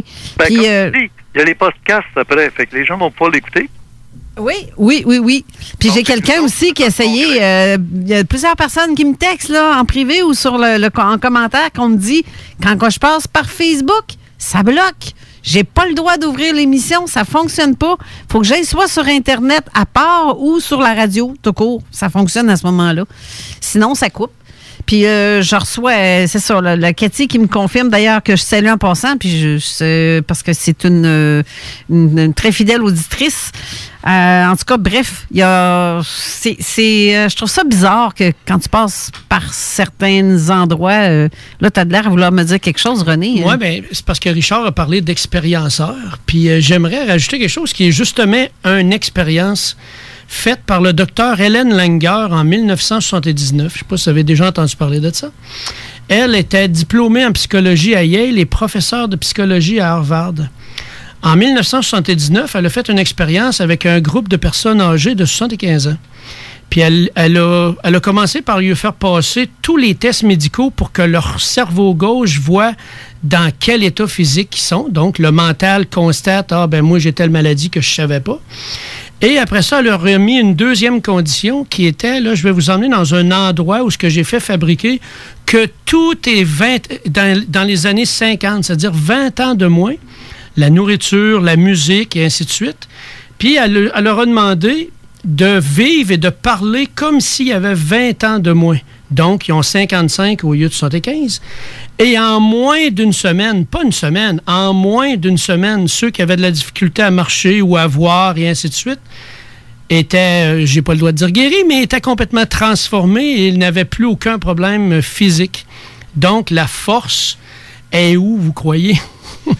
C'est clair. C'est clair. Non, mais sérieux, là. Le cerveau fonctionne comme ça. Le cerveau, lui, s'adapte à la situation dans laquelle tu le places. Et il transforme le corps en conséquence de où il est. Puis c'est ça qu'elle a voulu démontrer par son expérience.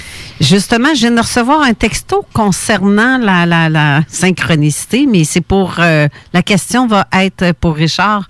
OK, la dame, Denise, me dit que... Quelle drôle de coïncidence ce matin. J'ai fait des recherches sur les éditions Louise Courteau. Je cherche les livres jaunes et les livres bleus. Puis elle ne sait pas où s'y procurer. Puis c'est drôle qu'on parle de ça aujourd'hui. Puis que tu parles en gros, tu parles... Oui. Ben écoute, je vais lui poser la question directement lors du congrès. Parce que c'est vrai, c'est pas pour rien que le titre de sa présentation, c'est « Des livres qui délivrent le secret ». Elle a publié les livres de l'anglais, là, Le Secret, Le Grand Secret. Oui. Bon. Et puis David Icke. Oui. Ben oui. Puis après ça, c'est elle qui avait publié les livres La conspiration cosmique, Sandeyo, qu'on a reçu il y a un congrès ou deux. Moi, je fais 2 congrès par année. Un à la fin de semaine de l'Action de grâce à tous les ans sur l'ufologie, parce que l'automne se prête bien à l'ufologie. OK. Et puis la fin de semaine de Pâques, parce que là, c'est le bon moment de faire un congrès qui n'est pas sur l'ufologie, mais qui est sur l'ésotérisme, qui est beaucoup plus spirituel, si on veut, que les phénomènes ovnis, là. Okay. Mais cette année, on passe à autre chose, là. Les expérienceurs, c'est pas juste des ufologues, là, c'est toutes sortes de domaines. Mais on voit qu'on est tous interreliés. Ah oui, je voulais pas l'oublier parce que Geneviève m'a passé un petit papier. Tu connais Geneviève, hein? Ben oui, je connais Geneviève. Salut Geneviève en passant. Ben oui, hein? Elle me dit, comme toi, tu parles des podcasts, ben nous, le congrès, ben après le congrès, il va être disponible à tout le monde qui vont prendre un billet virtuel pour voir le podcast. Parce que, écoute, à cause des dépenses, de tout ce que ça implique faire un congrès, tu sais, un hôtel, ça se donne pas. Hein? Ben non, c'est clair.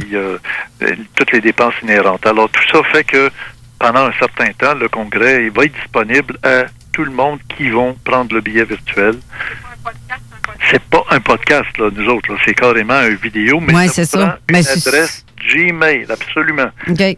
C'est facile à se faire. Une adresse Gmail, ça coûte rien, mais ça se fait en un clic sur notre site. On montre exactement comment le faire.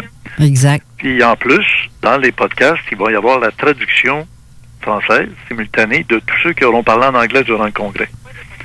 Alors, c'est pas des podcasts, Geneviève Alain. Non, c'est ça, je l'entends parler en arrière. C'est comme à ton émission, on l'entend tout le temps en arrière. Oui, c'est ça. Moi, je sais pas si t'as ça, mais toi, t'es simple, puis c'est fun, parce que c'est ça, je me reconnais un peu dans ta méthode. On sent qu'il y a des gens qui sont là comme René, tu sais, c'est pas des gens qui ont préparé leur participation et leurs interventions, non. Comme tout le monde, là, tu sais. Bon, mais c'est ça, c'est parce que, regarde, quand tu savais Bernard de Rome, ben, il y avait un écouteur dans les oreilles. Oui, il entendait. Le réalisateur, il parlait, pendant que lui parlait, il lisait une nouvelle. C'est ça. Il paraît qu'il aimait vraiment pas ça. Hein. Des fois, il arrachait son écouteur. C'est-à-dire que le réalisateur, il venait de comprendre, il ne pouvait plus y parler, il ne pouvait plus y passer de message. Puis, Radio-Canada avait Bernard de Rome. Nous autres, on avait Bernard de Montréal. Exactement. Oui. Oui. Et là, je vais 2 secondes à tout le monde. J'ai Manon Poulain qui est en studio. Manon, pour l'émission qui s'en vient dans Vente fraîcheur dans quelques instants, de quoi on parle aujourd'hui? Est-ce que tu as déjà vécu ça, Carole, quelqu'un de ton entourage qui était dans le coma? Oui.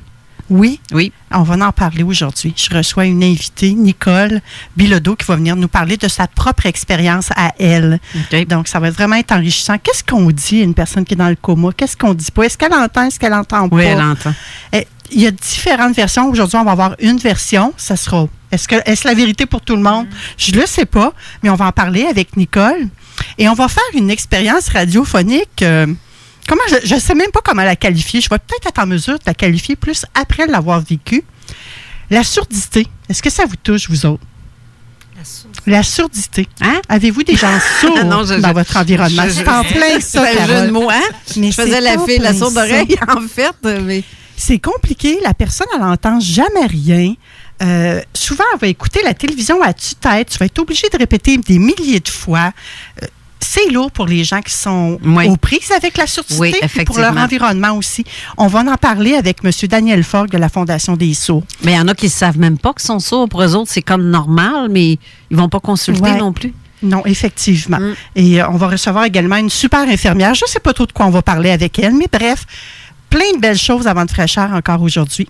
Et ça va être excellent. Yes. Et c'est sur ce que l'émission se termine parce qu'il est déjà 1h moins 5. Et 2h moins 5.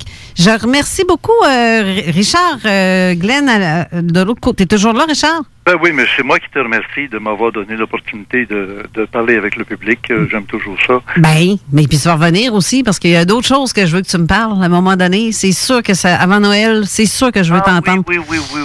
Effectivement. Tu sais de quoi je parle, hein? Oui. Il y a quelque chose d'important et de magique à maintenir. Exactement. Oui. Exactement. Alors, peut-être que si j'ai 2 heures plutôt, parce que là, on va me rendre à Montréal et si je suis capable, je vais essayer d'y aller, vous faire un petit clin d'œil. Sinon, ça sera ça. René, tu me feras un compte-rendu de comment ça a été. Mais merci beaucoup, René, aussi d'avoir été là. Ça fait plaisir. Bien, à chaque fois que tu viens, hein, on a tout le temps d'autres choses qui se rajoutent dans le texte, fait qu'on n'a pas le temps de tout dire, puis c'est toujours comme ça. C'est prévu comme ça. C'est ça, exactement. Merci beaucoup, Manon, pour la co-animation. Merci. Alors, je vous souhaite à tous une bonne fin de semaine d'Action de grâce, en fait, et une bonne longue fin de semaine. Et on se retrouve la semaine prochaine. Merci beaucoup. Bye. Bye-bye.